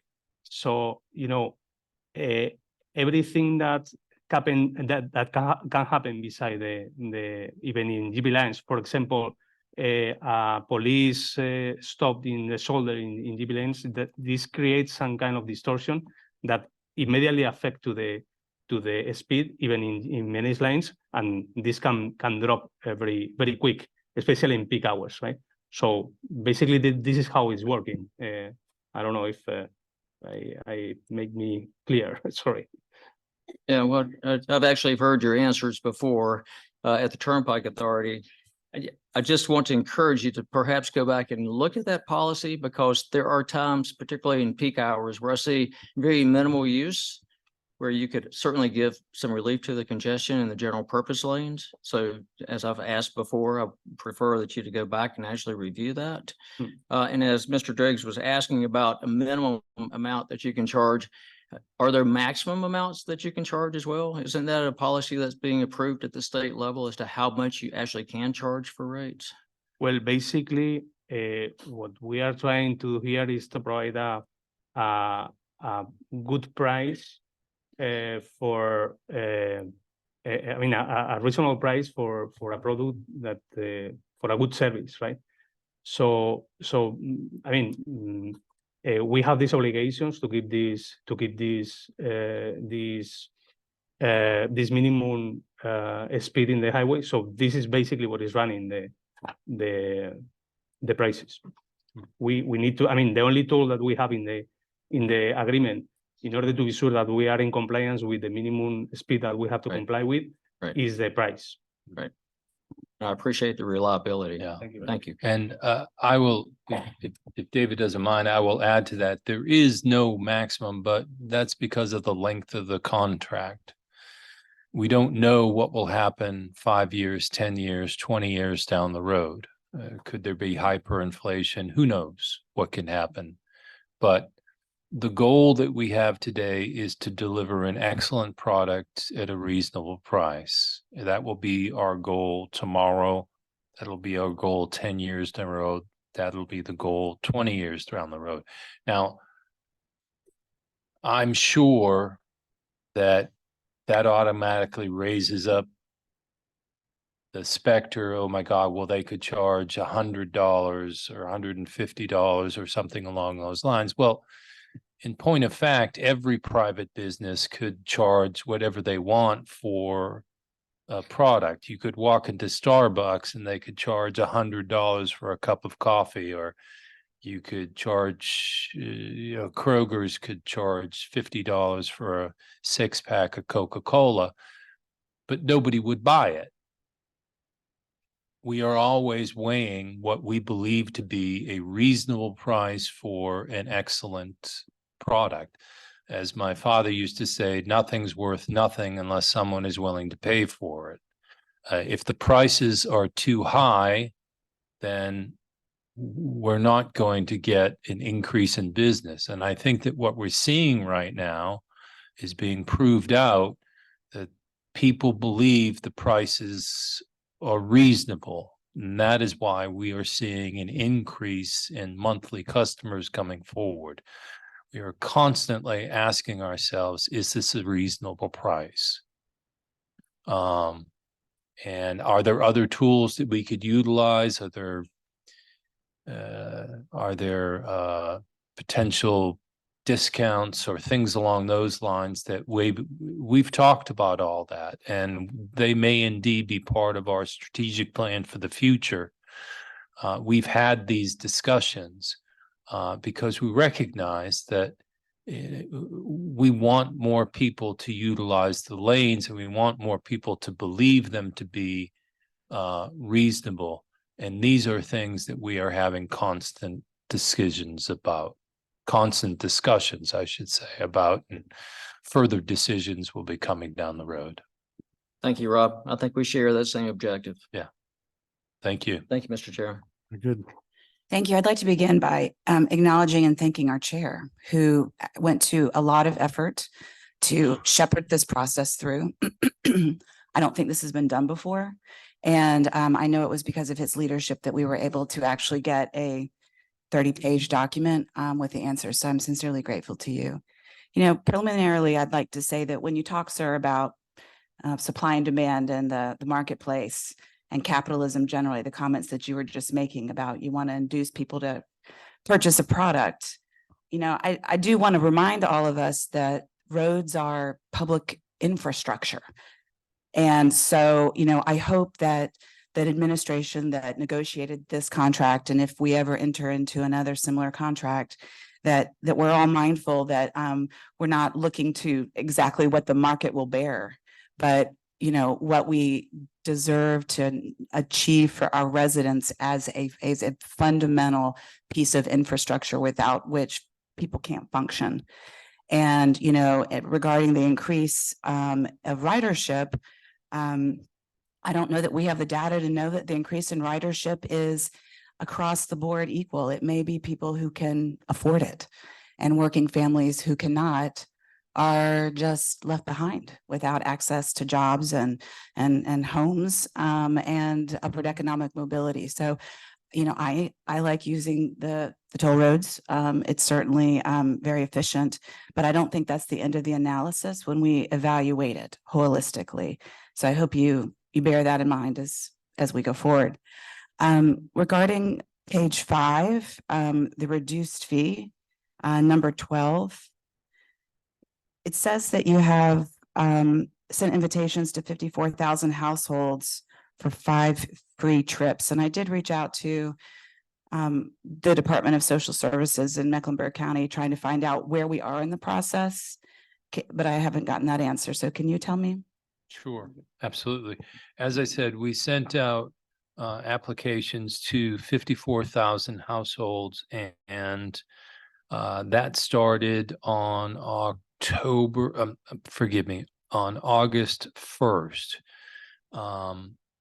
Unfortunately, there was a little bit of a delay, a little bit of a lag in sending them all out because they couldn't all be sent out at once. But right now we sit at about 700 participants who are taking part in this program. The number is continuing to grow. I'm remembering this just from memory. I think the number for October was 700 plus free trips that were taken. Well, I doubt does the contract require you to give any free trips? No, this is entirely Gratuitous. So thank Yeah. you. Yeah. Thank Thank you. you. Yeah. Thank you. I would like to acknowledge that, you know, 54,000 people offered 5 free trips, to me translates into 270,000 free trips that you have set yourself out there that you're willing to extend to the public. And I would submit that 5 free trips a month is not sufficient to give anybody the ability to have a job and access to a job. And so I might suggest to you to perhaps retool the number, if you took the 270,000 trips and you run the numbers for someone who's going to a job in a normal month, that's like 480 trips per year. You know, you could actually enable 500 or 1,000 people to really take a job Sure. and get from point A to point B, which would maybe be a more meaningful way Yeah. to actually make an impact. And the $80,000 that I saw that you donated to some nonprofits, which again is totally gratuitous, and I mean, not required, and I appreciate it. But I think it might be something to consider, to take whatever resources you're willing to donate to increase and make a more robust policy. You know, perhaps someone, you know, people who are 200% above the poverty line, or 300, you know, I don't know the right metric. Well, we don't But know the right something. metric either. This is, as I said, a trial program. It's never been done. And in fact, we're checking, but we think it's the first program of its type in the country. And I admit that 5 free trips may not sound like much. But what we're seeing so far is that although we have 700 people who have signed up, not all of them are actually taking trips. A small minority of them are taking trips. So some of the things that we've got to work out are, some of these people obviously are Uber drivers, and they're taking trips. Some of these people, we've tried to give as much leeway as possible. A mother called me up and said, I don't have a car, but can I register my son's car? Well, technically, we're not supposed to do that, but yeah, of course, if you're the sole caretaker for your car, absolutely, we're going to do that.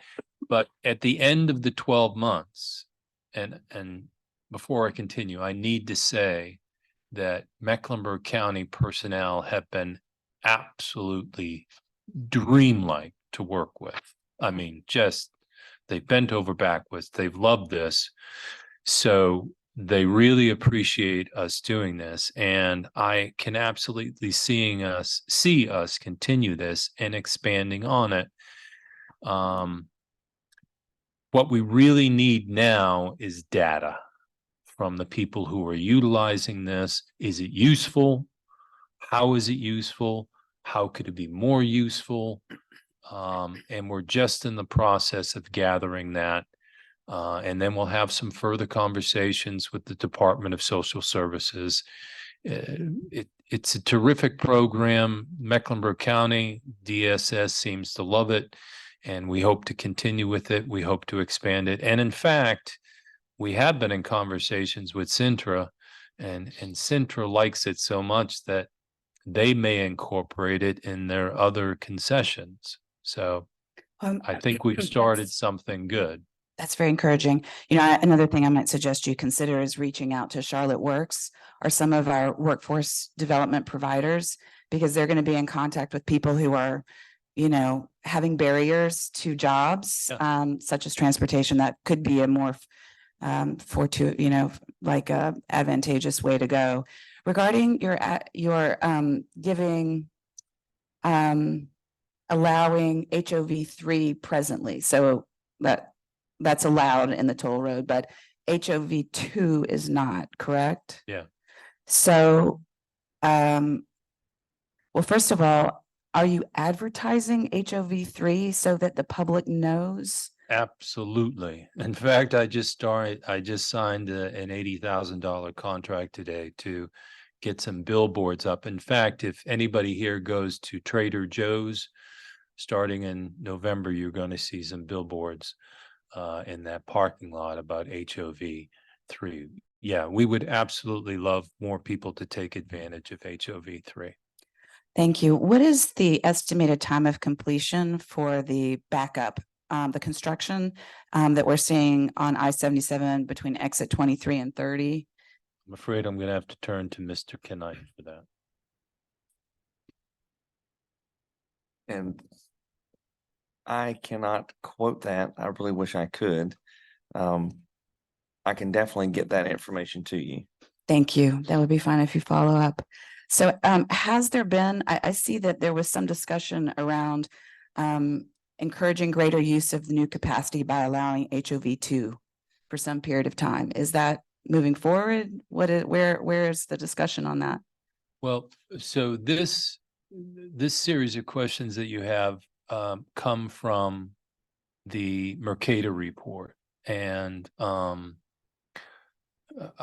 need to issue an explanation here, not necessarily an apology, but an explanation here. Because in your response, you stated that we were not responsive to these questions.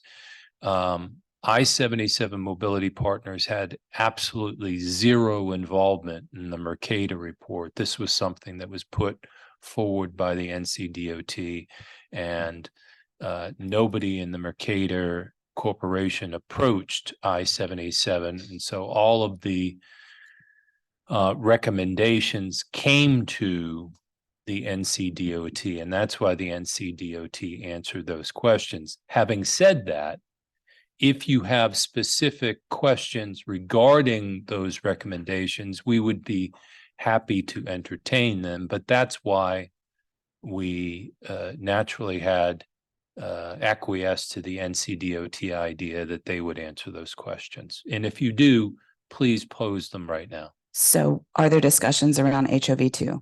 And that's something that we would have to have with the NCDOT. It's in the contract that it's HOV 3+. And if we would change that, that's something that we would have to agree to with HOV, with the NCDOT. The quick answer is no, we have not had those conversations. Are there plans to, Mr. Knipe? So we're absolutely willing to enter in that conversation. If Mobility Partners would like to do that, at least have a conversation, absolutely, we can do that. We're not currently pursuing it, to answer your question specifically, though. Okay. What is the debt service payment? What is that? You want to explain that one?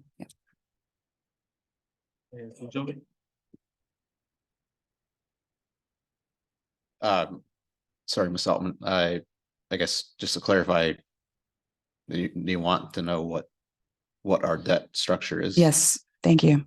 So we have so there's $100 million private activity bond issued. On top of that, there's $189 million loan granted by the TIFIA program from Sorry, USDA. what kind of loan? What was that term you said? TIFIA loan? Okay. Yeah, it's through the TIFIA program granted by the USDOT.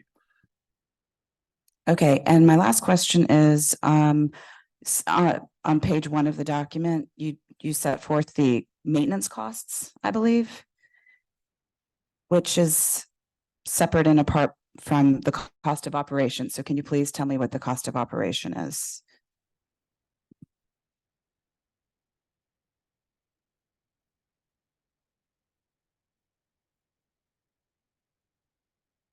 Sorry, are you referring to the tables?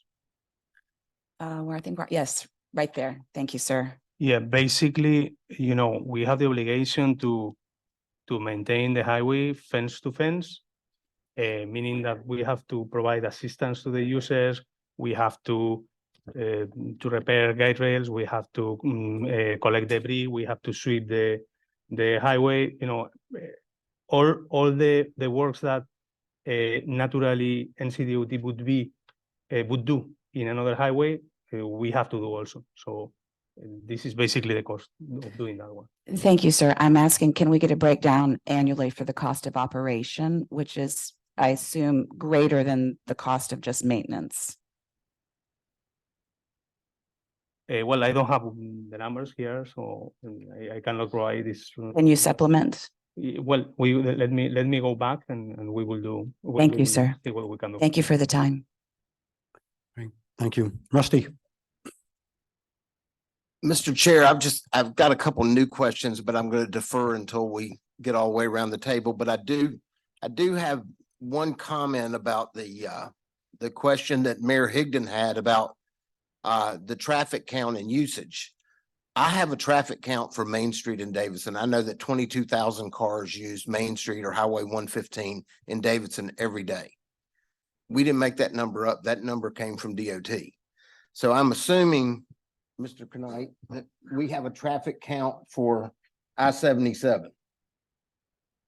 Correct? So we do have average daily counts for Okay, most of our major roadways. All right. Yeah. because that goes with the information that I-77 Mobility Partners has shared. It said that since inception, there's been greater than 3 million unique users. So if I say that that's 3 million cars in 4 years, that's 750,000 a year. So I would say to you that if I've got a traffic count on 77 and I put that ratio in there, I can come up with a generic figure. I would have to defer to the legal counsel on trade secret as this being proprietary. There's 46 more years on this contract. This is not the chemical formula for making Coca-Cola or Hershey's chocolate. It should be relatively simple. I think with a contract that's got a sunset 46 years from now, the sensitivity of proprietary or trade secret shouldn't come into play. So that's all I got to say right now, but I do have some new questions. Okay, very good. Mr. Rosenberg, Chairman, thank you. hit that mic. There, that's better. I apologize. I want to clarify my statements by saying as a member of the North Carolina Board of Transportation, I'm totally in support of toll roads. I believe they're the future. We're going to have to do a lot more. I find the presenters not really understanding PPP. This is a private-public partnership. There seems to be something missing in that observation, in my opinion. Also, the balance between use and fee. I drive 77 toll roads regularly. I love them. But I've always been mystified that there's nobody in the managed lanes and the free lanes are full. So I'd make the argument there's something wrong with that price use calculation as I see it today. The last thing, I know this will sound a little harsh, but while I like the written answers, I find these verbal answers very obtuse. And I think if we're going to have clarity and move forward on other toll roads that we need, not only in this region, but across the country, across the state, we better get more clarity so the community's happy. Thank you. All right, very good. Thank you. Dale. Not as much a question as it is a comment. Seems like we're all asking for about the same questions between the financials and car counts, and I drive 77 quite often. And especially in the evenings, it seems like we've always got a backup all the way to Independence trying to get onto the free lanes, and you can zip right down through and get onto the toll lanes. Again, as far as doing the car counts, I can look over and see that there is very limited use on the toll lanes. Now I'm from a grocery background, and we always had a saying, I'd rather sell 30 items at a nickel than 10 items at 10 cents. You're going to make more money by getting more vehicles on there. I'm thinking your pricing is out of line a little, but the biggest issue is you're asking the town of Charlotte to go through a long drawn out process of tearing up the roads, and for a short, in other words, there are going to be a lot of problems with the construction, and going through all this for very few people seem wanting to use it for the pricing. Well, this is what I told you before. I don't know if you are referring to the peak hours. We are basically what is driving this one is our obligation to keep a specific amount of minimum speed in the managed lanes. If you are talking about the off-peak hours, what we are saying is that we have seen an increase a tremendous increase in traffic from 2022 to 2023 and previous years. And what we are thinking is that the price that we are having is a fair price for the value that we are that we are providing, and always trying to balance the level of service with the price that we are providing, that we are asking. Well, and again, I can actually see, I don't need a line or a counter. You can go out there anytime. There's a lot of empty space in those toll lanes. You'll make more money if you'll reduce your price. You'll get more vehicles on it. Well, I don't need a counter or look, I mean, I can actually see it. This is not being used as it should be, to the point that where we have backups, people waiting to get on the free lanes.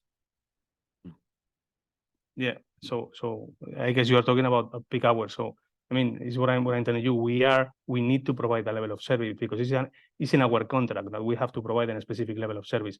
So the drop of pricing would mean more people using the managed lane. So we would go below the threshold that we have to, the minimum speed that we have to ensure, because our contract asks for that one. So if we don't do that one, we would be penalized. I think that what you're bringing forward is anecdotal evidence, and I say this with all due respect, but we do have data that shows that there is increasing capacity in the managed lanes, and Vicente, who is our chief operation officer, can bring that forward. So although you may think that you're seeing free space, in fact, the managed lanes are indeed filling up, especially during the peak periods. Yeah, so, and just to give more clarity to that aspect about the peak periods, you are just considering the instant analysis. But the other thing that you need to take into consideration is the billing. So people, a big barrier is what they are paying in a monthly basis as well. So even you need to be constantly monitoring with those 400 devices that David was mentioning, how the traffic is behaving, to ensure that no matter what is happening, the people has reliability and trip purpose, that they know that in 7 minutes to go from one exit to the other, they will do it. And that's mainly the focus of this type of product. It's a product of choice. And I just want to add for the question for Ms. Gardner, that it's important that you should know that we don't have access to the people. So we know people by tag IDs and plates, and all the transactions, we create the transactions, and it's in CTA who process them and end up contacting the users. To your specific questions about Mooresville data, we need a lot of back-end engineering to process it. But I can tell you that what we call the north section, that is from Catawba to the north, in the GPS last month, in the AM peak southbound, we were having 68 miles per hour. So people is not driving slow, and that's what we have seen in the last month. And for the whole average of the corridor, it has been 58 miles per hour. So at the end, this product is providing also some kind of improvement in the speed of everyone. And depending on your trip purpose and your need, you can hop in and hop off, depending on the different situations. Do you have percentage as well? For people jumping in peak periods, for example, we can see that in the peak periods, for example, in the north area, we are around in the 40% range of people driving in the north section. So we are seeing a 40% in peak times in the work time. So southbound going to Charlotte, northbound during the afternoons, we are seeing around the 40%. So 40%, it should be borne in mind, is just close. That's really the level at which you stop having throughput. Is that correct?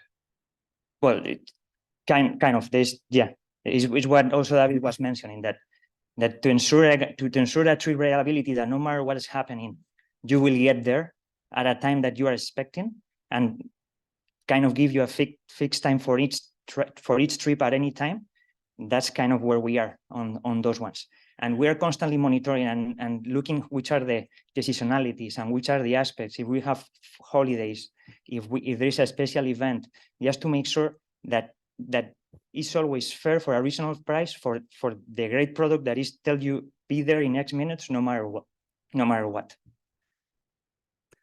Hey, John, your question was relative to what he was talking about. So Yeah, I'll I've let got a you go related, here. related question on the original presentation with total trip time, which I think was like your second or third slide. I don't know if we need to go back to it, but you said something to the effect, maybe we do need to go back to it, maybe I misunderstood it. You said a perfect trip, if it was 60 miles an hour, then it would be a 1, which would be 60 miles in an hour. And you said that the, let's just go back to the slide, so. Yes, there. So you said the dark blue was the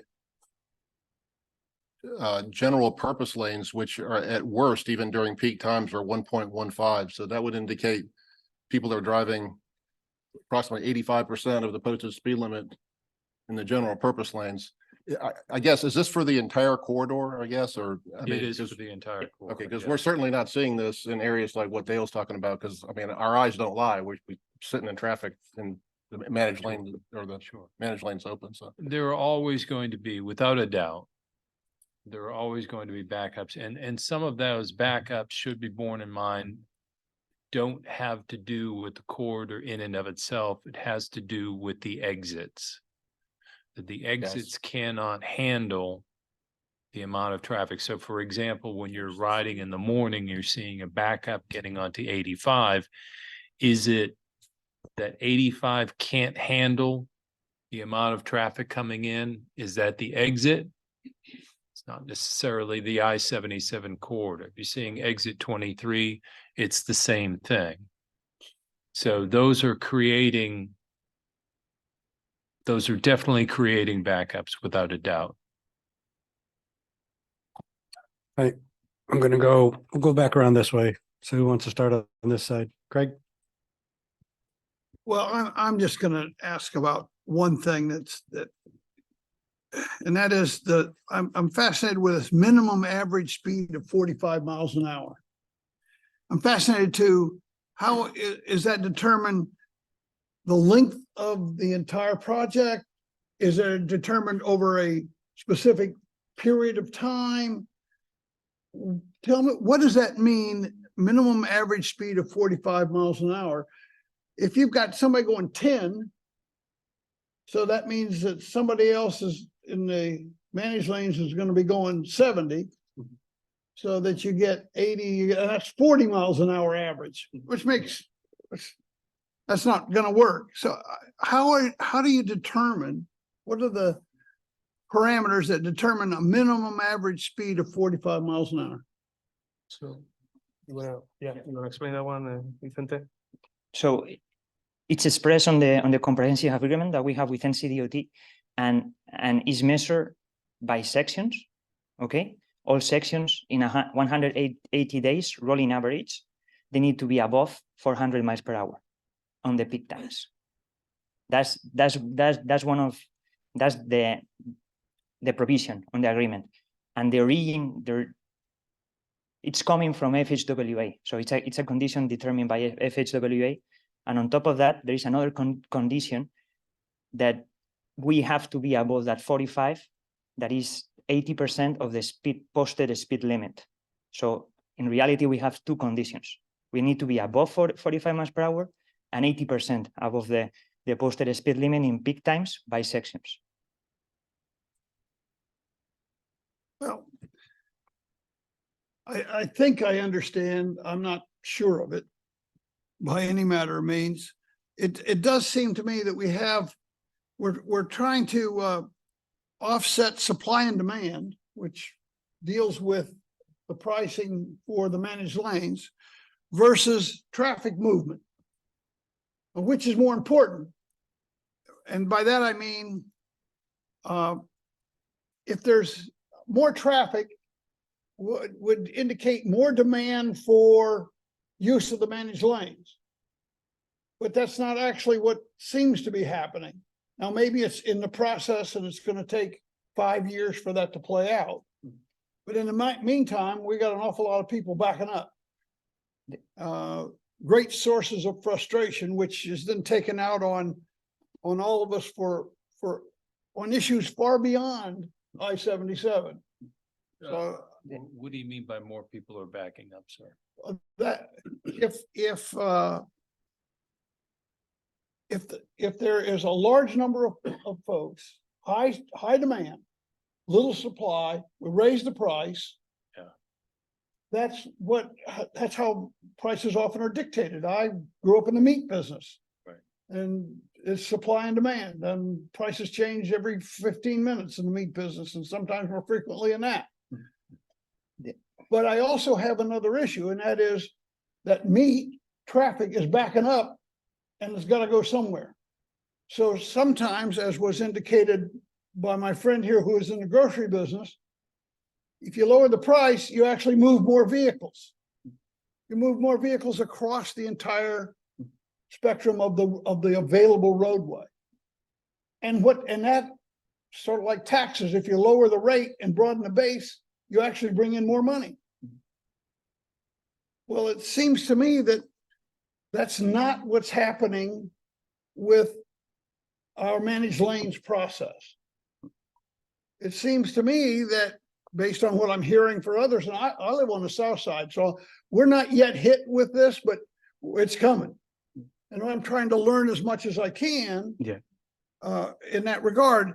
But I'm going back to the fact that you've got an agreement on managed lane pricing that it appears is counterproductive when you've got lots of traffic backing up. Yeah, What am I missing? Yeah, let me explain the concept. The concept of this is that we have to provide a specific minimum speed in the managed lanes. So meaning that we have to provide a specific level of service for the managed lanes. So this is what is driving this, right? And what we see is that every year more people is using this concept, so it's liberating traffic in the GP lanes. So this is benefiting also for people that is not using managed lanes. So because the cars that are in managed lanes are being less and less, so the traffic is more fluid. I'm not capable of rephrasing my question or ask any more at this point, so I defer. We'll move on. Go backwards here. Let me try for an explanation. So if we have an NCDOT requirement for the maintenance of 56 miles per hour, let's say, okay, in the managed lanes, and we forget about our algorithm and we artificially just lower the rates, thinking that we're going to pull in more people. Right now, the average speeds in the general purpose lanes in the managed lanes, you're looking at 62, 63 miles per hour in peak periods. There's not a lot of leeway there. And especially when you consider that those two managed lanes, as they move north, go to one managed lane. And we all know what happens when there's a bottleneck. That'll slow things down. So artificially lowering the lanes, hoping to pull more people over, runs the risk of getting below that 56 mile per hour. And then once you get to that bottleneck, you could soon be at 40 miles per hour. So 2 questions that would arise from that. One is, we're not adhering to the NCDOT contract and we're paying a fine. And number 2, you're then asking customers to pay for a service that really doesn't provide a benefit. So I'm asking you to pay for something that we're not actually delivering. So the artificial lowering of this, not based upon our algorithm, but just based upon the notion that we might be able to draw in more people could create calamity. And that's why it's not done.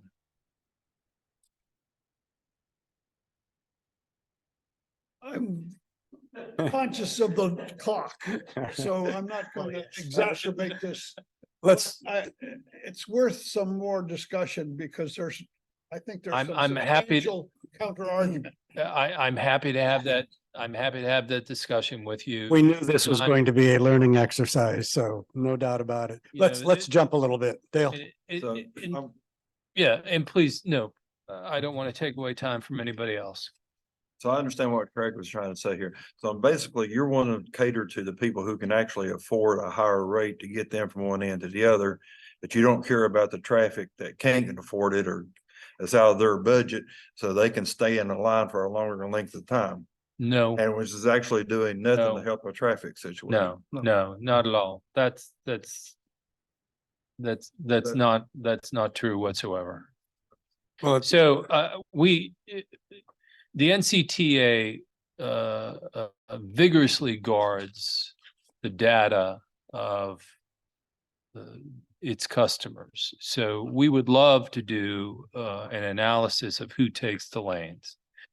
I recognize that this is not necessarily scientific, but what we wanted to do, because we've heard this before, these are Lexus lanes. Only the rich can afford to take these. So what we did is we took a look at the vehicles of our 200 top users. And those 200 top users drive Ford, Chevy, and Dodges. They don't drive Mercedes. They don't drive Land Rovers. They don't drive Lexuses. Ford, Chevys, and Dodges. We would love to be able to dive deeper into that with the NCTA's permission. But we do not see that. And again, the fact that we are seeing an increasing number of people who are utilizing the lanes tells us that more people view this as a reasonable product, as an excellent product for a reasonable rate. Think about what you spend $6 on. What's a cup of coffee? Think of what you spend for a monthly bill on Netflix. This is not geared toward only the rich. Clearly, if it was geared toward only the rich, we would not have 300,000 distinct users plus using the lanes. They would not be a success. There just aren't that many rich people in this region. Can we hold that thought for just a second, though? So I want to, if your question is directly related to what he's up now, because there's going to be other questions and then. Okay, quick question. Let me bounce over here real quick. I understand the point that you're trying to make about what type of cars use that lane. We all in this room know that every kind of car has every tier of luxury to it. So I don't think, without couching that data in some sort of context of how many Fords are on the road in America, you can use that as an appropriate comparison. But it is a little bit tone deaf to the conversation at hand about affordability with these lanes. So I want to make that abundantly clear that it's not coming across maybe in the way that you hope it is. Okay.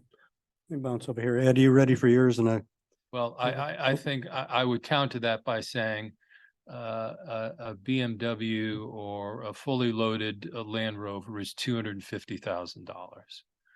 So we're seeing vehicles that I think everyone in this room can afford. And I recognize it's not a scientific survey.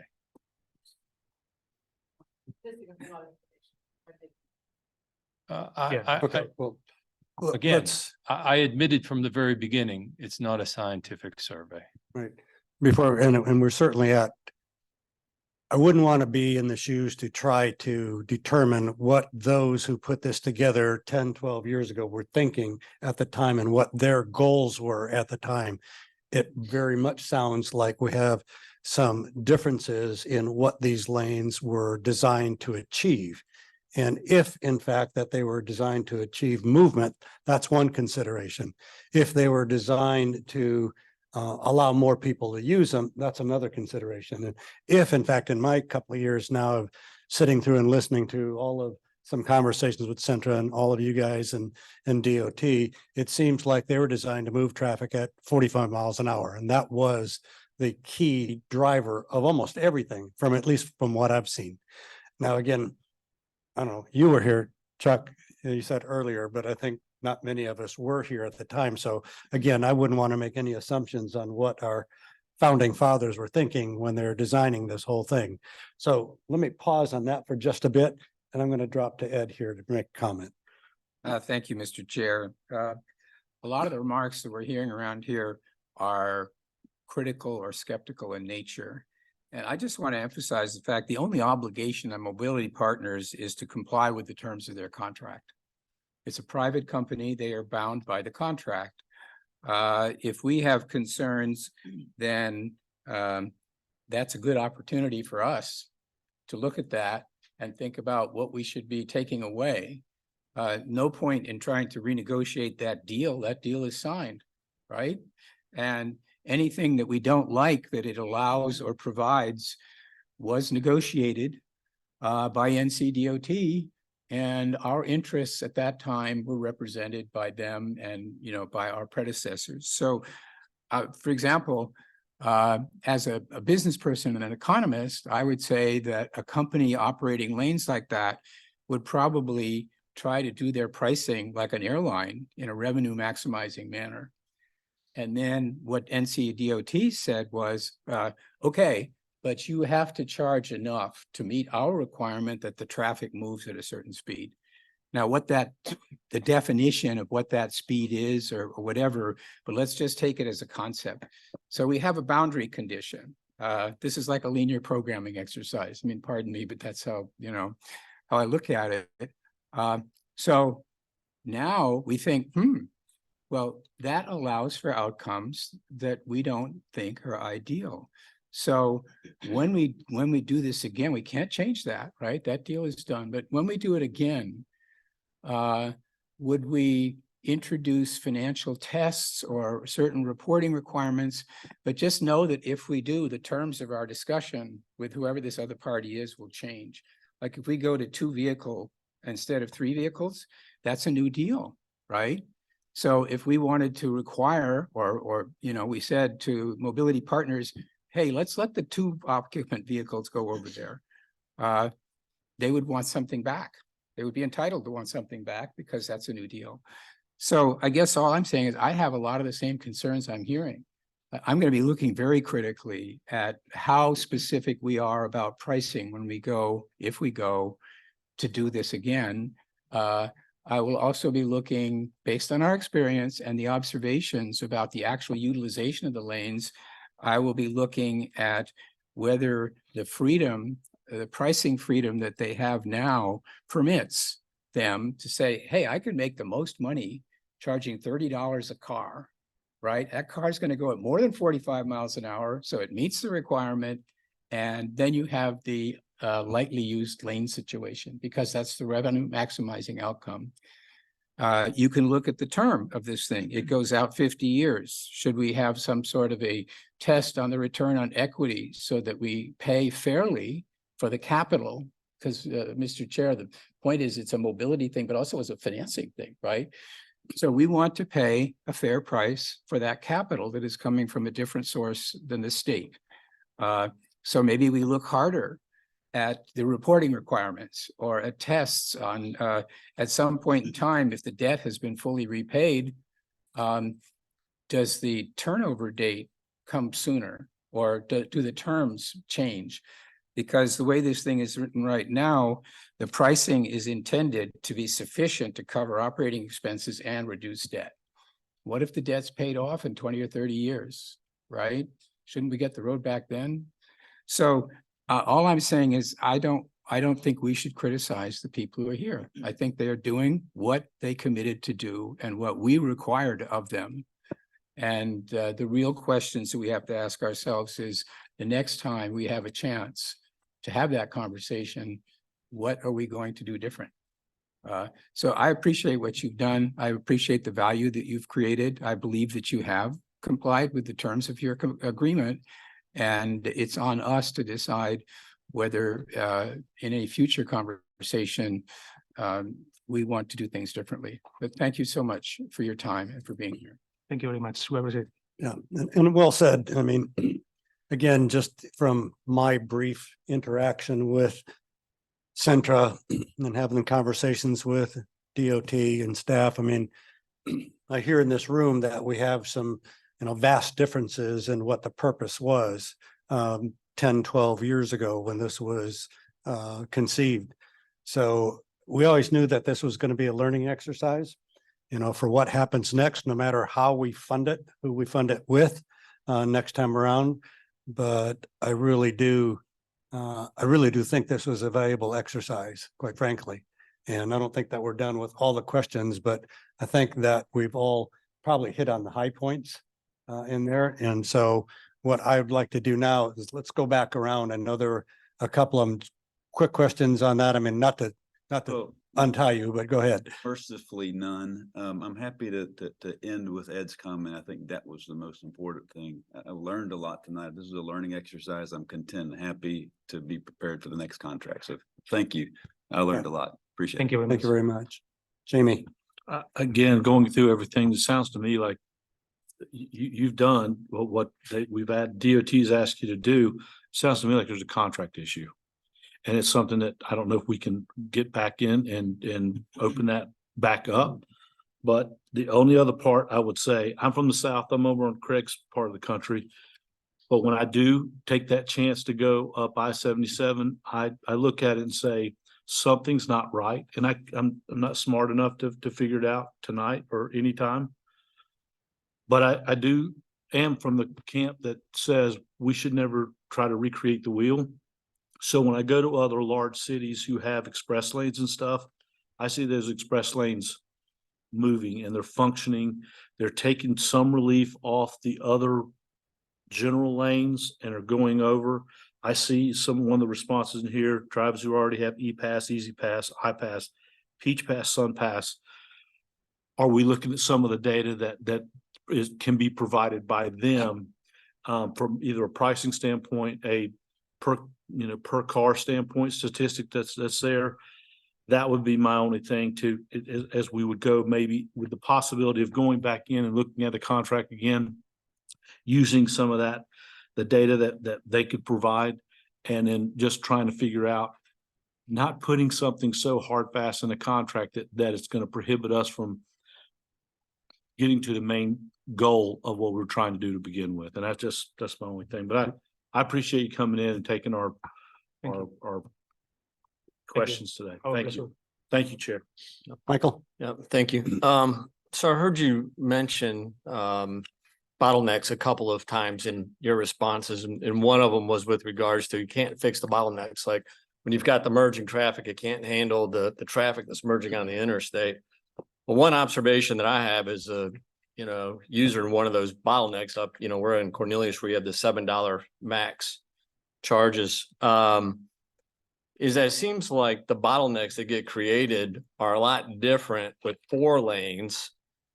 If you're barricaded to 2 lanes, essentially you haven't gained anything because you only have one free lane of traffic moving. So even though you've added 2 toll lanes that might be moving at 65 miles an hour, when you're merging onto the interstate, you still have that bottleneck because everyone's trying to merge into the one lane and or are moving.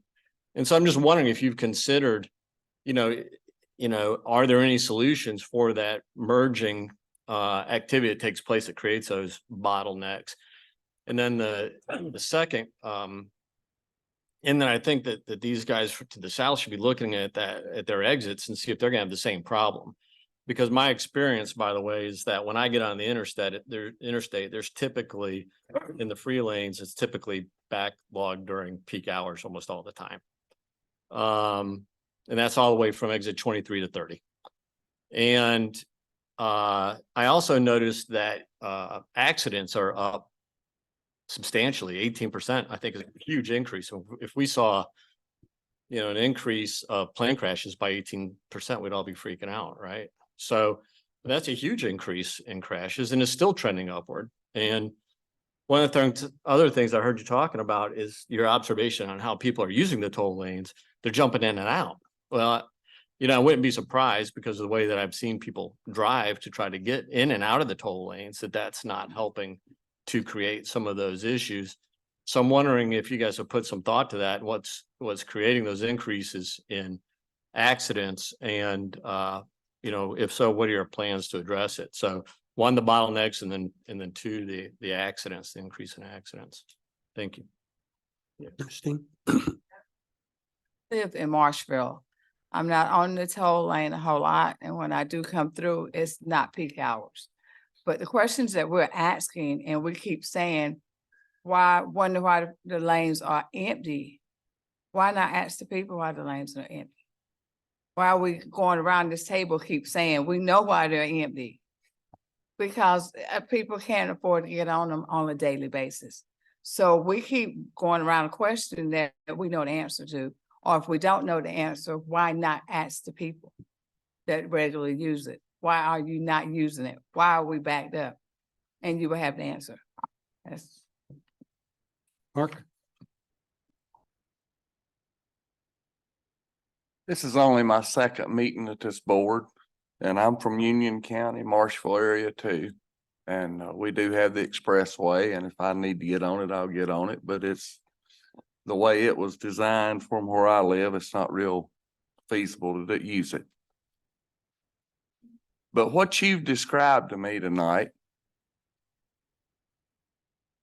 is the perfect business model anybody could have ever got. It's as good as Microsoft or the beginning of the first thing. By you've got a situation to where you have to meet a criteria to meet traffic moves to a certain point. You can adjust your lanes, the tolls on the lanes, to keep it moving the way you need to. And then the other thing that I've not heard anybody say, if you can make a profit on that lane with less traffic, then that's less maintenance you have to deal with. And by no means am I criticizing you. I mean, the toll lanes are here. They're here, and we appreciate the fact people's willing to invest to do things our state can't afford to. But I'm just congratulate you on the deal you made. You've done a great job. I mean, Before them. Yeah. Before them. Renee? Well, I think I'll talk more to Ernestine than I will to anybody else in the room. Your points about why people aren't using them. I hear that every other day when my husband is coming home from work and he uses 77 to get to and from work. We are a $65,000 a year income household. We can't afford the toll lanes. And then the road that the neighborhoods that road travels through average $35,000 a year. So this pricing structure penalizes the poorest residents of Mecklenburg County. And that to me is enough data for us to understand why more people aren't using them. John?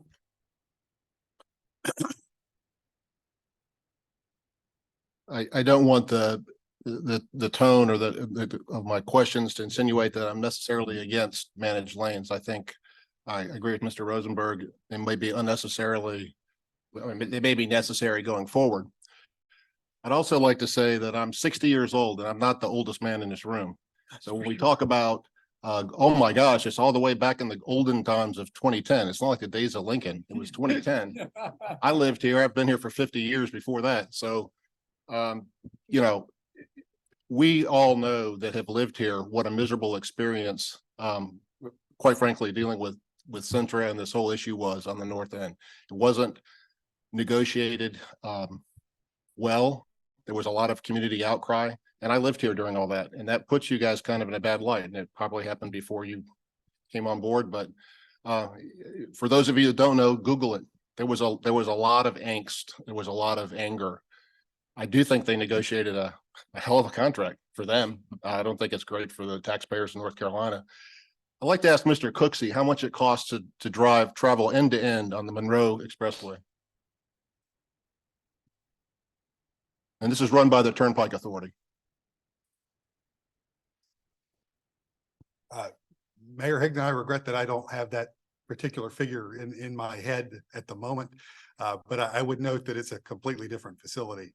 Oh, absolutely. Rarely told express lane. It is not priced to manage congestion. It's priced to pay back the cost of the construction. Well, but the last number I heard is it's $2 or $3 to drive end to end. So we're being asked to pay a premium price for supposedly or hopefully a premium product. And I would just like to ask that, you know, if this is a public-private partnership, let's work as partners and be transparent. Again, I find, you know, the number of cars that use a facility being a trade secret ridiculous. I mean, that should be known by us. We're your partner if we're going to work together. So I guess I'll leave it at that. But I mean, this didn't all happen a long time ago. For those of you that aren't familiar, just Google Centra and the North I-77 lanes, and you'll see what happened in 2010, and it wasn't pretty. Thank you. Ed, any final? I'm good. I would just emphasize again, a toll lane and a managed lane structure are just very different. Everybody pays in the toll lanes. So therefore, comparing the prices is apples and orange. Otherwise, I think I've made my position clear. Thank you. All right, great. Chuck? Once again, David, Rob, and your entire team, thank you for being here. We appreciate your time and all the effort that you put into providing these answers to us. Just a few clarifications. Mr. Tilley, they actually take care of the entire road from fence to fence. So it's not just the managed lanes. They're taking care of all the GP lanes as well. That's their responsibility. Yes, sir, but they're not taking care of those lanes off the toll money. They're getting paid by the state to do that as a contracted work on that. I'm not going to debate you about that, but they're responsible for the entire road. So, and also, I also want to speak something favorably about the way you've kept the contract. It's not static. It continues to be dynamic because you are making changes. You're allowing trailers in, which originally were not part of the contract. And so I do think it's an opportunity so conversations can continue, perhaps HOV too, and it does come with a price because we talked about it on other facilities in the state. But I do appreciate you being here, the willingness to continue to talk about things and make it a dynamic contract that can have some flexibility in the future. Thank you. Thank you. Lee? Thank you. I too would like to sincerely thank you for being here and all the time and preparation that has preceded it from your entire team. You know, prior to this conversation, this process, I don't think there's been any meaningful opportunity for question and answer in public for the public to hear. It's really important. I don't like a lot of what I heard. And that can inform what we do going forward. But having the conversation, even not liking a lot of what I heard, I'm still very grateful that it occurred. I think we owe it to the public. I think you owe it to the public, even though it wasn't in your contract. And I'm glad that you saw that and that you came, and I truly do appreciate it. Rusty? Yeah, so I want to address the traffic mitigation issue. I do drive a Lexus. My wife drives a Lexus, and we spend $325 a month driving in the toll lanes. I get on at exit 30 as the Mayor Davidson, and I will invite you any time of the day or night until right now to drive that corridor southbound in the morning or northbound in the afternoon. And for me, from exit 30 to exit 19, which is the 485 interchange, it's a parking lot. So I have no recourse but to drive in the toll lanes. It's my choice. But to drive in the toll lanes for 60% of the corridor till they end at exit 11. I've driven late to get here before during rush hour for a meeting, and it cost me $24 to drive here. I can afford that, but I shouldn't have to. My question would be if these lanes were designed to mitigate traffic, has the model been looked at? Has the experiment been done that, and it might not be a flat fee, but you know, when I'm paying $4.65 to drive one section and there's 4 cars and there's a parking lot beside me, what instead of, if it's $4.65, what if it's $1.50? How many of those cars jump over that are sitting in the parking lot at that time? And it still works out to the same amount of revenue that you're generating. I think that's a lot of the angst that people have about driving or not driving in the toll lanes. I mean, I left early today. I came down on 21 and it was wonderful. But if it were priced accordingly, where more people could choose to drive in that lane if they chose to, would that really be a true traffic mitigator is my question. And I got one more before you answer, and I don't know who's this directed at. There was talk during this whole contract about hardened shoulders up our way, where we were going to, in the general purpose lanes during heavy flow, we would be able to drive in the on the side of the interstate. Did that just evaporate? That, Brett, that might be for you. I'm not sure, but Looks like a mix there. So Brett, go ahead. Yeah, to answer the questions about the hardened shoulders first. No, that project hasn't evaporated, but has required us to do a great deal of traffic analysis to determine the real impacts of that. We have some preliminary information, but felt like we needed to update that and look at it a little bit harder. To hopeful that we'll have some more information next year on that, springtime at least, to determine what the right move there is. okay. And on my other question, before I get an answer, I just want to thank all of y'all for being here, the whole team. It's important to have this dialogue because we've not. I mean, 2010, I was on a bridge at exit 28 with a sign. So things change and things still remain the same. So but I do use the product. I will say that the product works for me. It should work for more people. Was there a question in that? Okay, very good. Stephen. Thank you, Mr. Chair. I want to pick up on what Chuck said. We amend contracts at DOT all the time. So if there's something that benefits both sides, please bring it forward. We can look at amending it. The other thing is I'm quite intrigued about 62 miles an hour being the average speed. I'd like to know who then is requiring NC Highway Patrol to pull me over all the time at overtime rates, whoever's paying for that. So that's confusing to me. Thank you, Mr. Chair. There's a reason for that, but I won't go there. So Dale. It's that car you drive.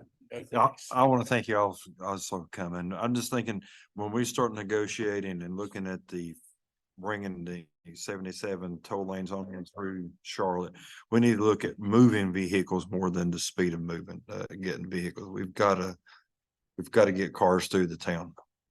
That's all. Craig. No questions. Appreciate you being here. Come to the belly of the beast. It's always a lot of fun. You never know what's going to happen. Yeah. Thanks a lot. Thank you very much. And very much so. I'd like to thank you for being here and taking the arrows, which is normally reserved for Brett, but you know, you can do that. But we appreciate you and all your support team as well to come over and give us stuff. I think again, for us, it was a great learning exercise. We know that there's some frustrations from some time back, and it's not that far back, but you know, some of us weren't here at that time, or at least weren't involved in it as much as like John was or something. But I do appreciate that you came here, and part of this exercise was to learn what happens next for you guys and for us. So we had talked about very candidly and open, you know, at some time we could be faced with having a decision be made and say, if your organization was, we'll call it the last man standing, then what does our agreement look like? And I think that, you know, the willingness to not only show up, but maybe potential if your organization is and would be in that scenario specifically a successful end provider, then there may be some discussions about, we'll call it the first deal, that might affect the second deal, if it would. Or how would it affect if you guys would stay just on I-77 North and another provider did I-77 South. So I think, from the standpoint, Lee's point, as well as a learning exercise. And now we know a lot more than we did before. And I think that's a credit to all of you in the room for putting the time and effort and energy for the Q&A stuff. You guys showing up and again, taking our arrows a little bit. I appreciate that. And I just want to express that to all of you, quite frankly. So thank you very much, gentlemen. I appreciate you being here. Thank you.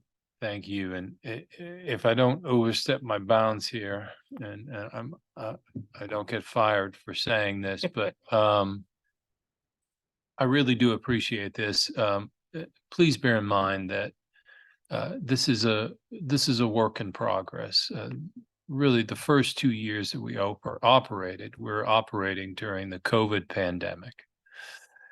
We're really now just getting up to speed. And this is an operation in which we are keen on listening to people like you, listening to our neighbors, listening to our stakeholders, trying to figure out what works.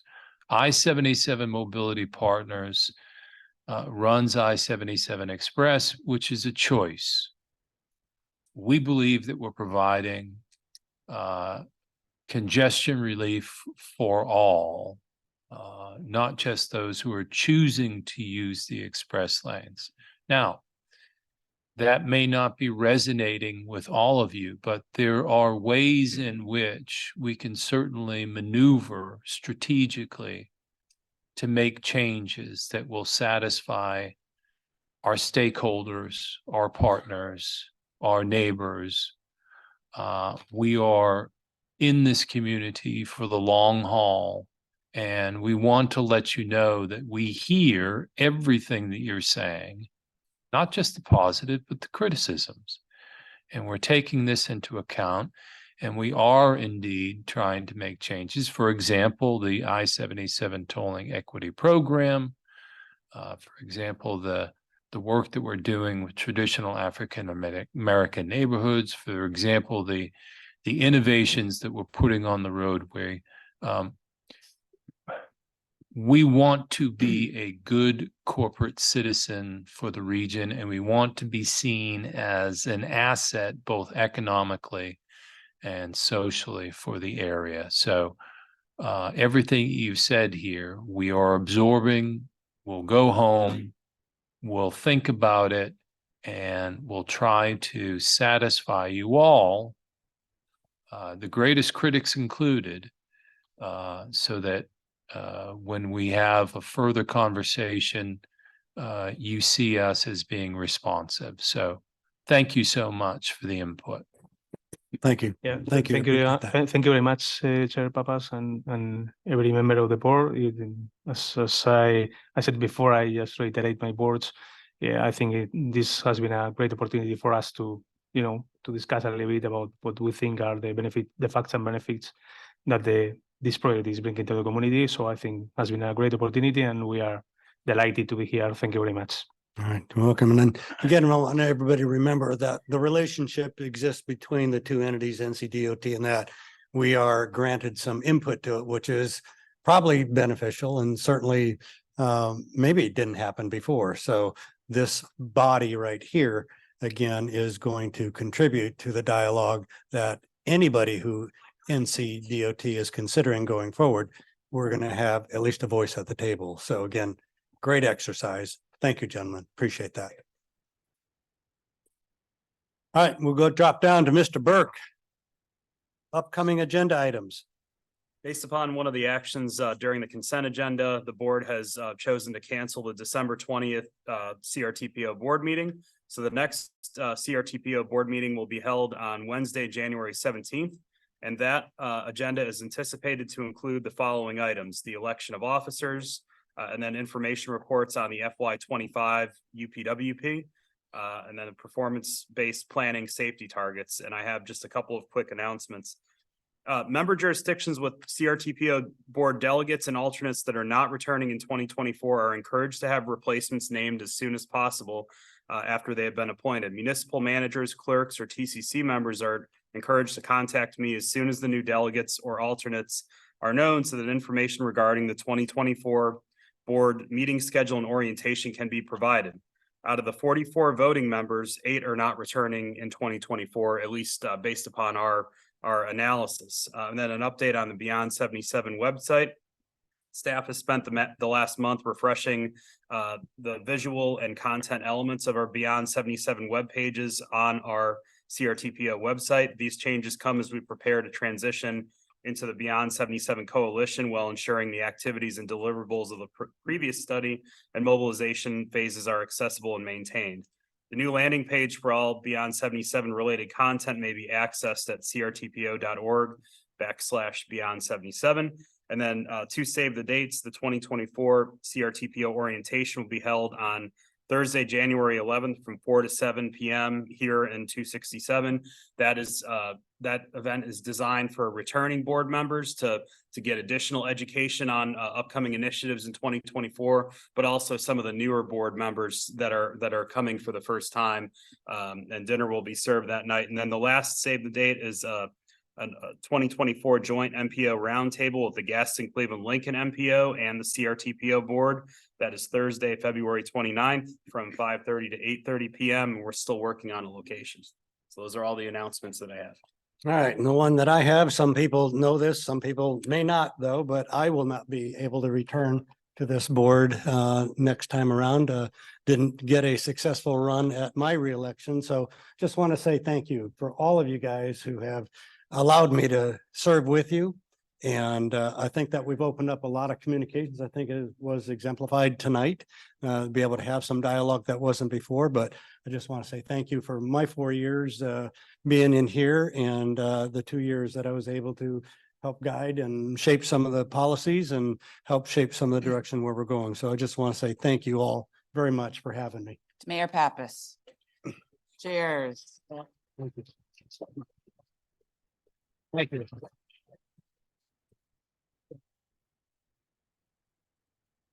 And with that, I'll entertain a motion to adjourn the meeting. So moved. You want? Mr. Chair, a couple of comments. Sure. First, on behalf of the Board of Transportation and the Secretary who I met with this morning, we want to thank you for the efforts that you put out.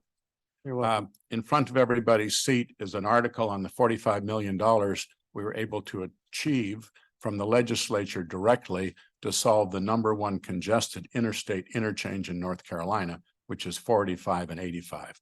That money's already been transferred to the department, and you can ask Brett when it'll be built, because I ask him daily.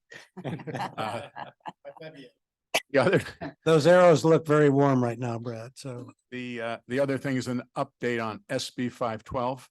This is the Senate bill that changes control of the Board of DOT. That was passed by the legislature. It was then vetoed by the governor. The veto was overridden by the legislature. It went to court. The governor was able to obtain a restraining order. It'll go before a 3-judge panel, probably sometime in January, and then the Supreme Court, certainly before June. Just to get an update. Thank you. very good. Didn't mean to steal your thunder on that, Stephen. So great work. So anyway, I'll go around other comments to having Craig. This too is my last meeting. Sad to leave you all. I've learned a lot. I've greatly enjoyed most of it. Still haven't got my hands around all those acronyms, probably never will. But I would like to introduce, I have in the audience, Mayor-elect Jim Bell. Jim is, will be taking my place. So I feel that I'm leaving here with a follow-up in good hands. So again, happy holidays, best wishes, Merry Christmas to all of you all, and Godspeed for the coming years. And fix my roads, would you please? Working on it. Okay, yeah, sure. All right. Anybody else? All right. For the good of the group, I think it's been a good meeting. So again, thank you very much. Unless there's any other comments around the horn, now I'll call for a motion to adjourn. So moved. 10 people at once. So moved. Second. Yay. We're good. Good night, everybody. The one resolution.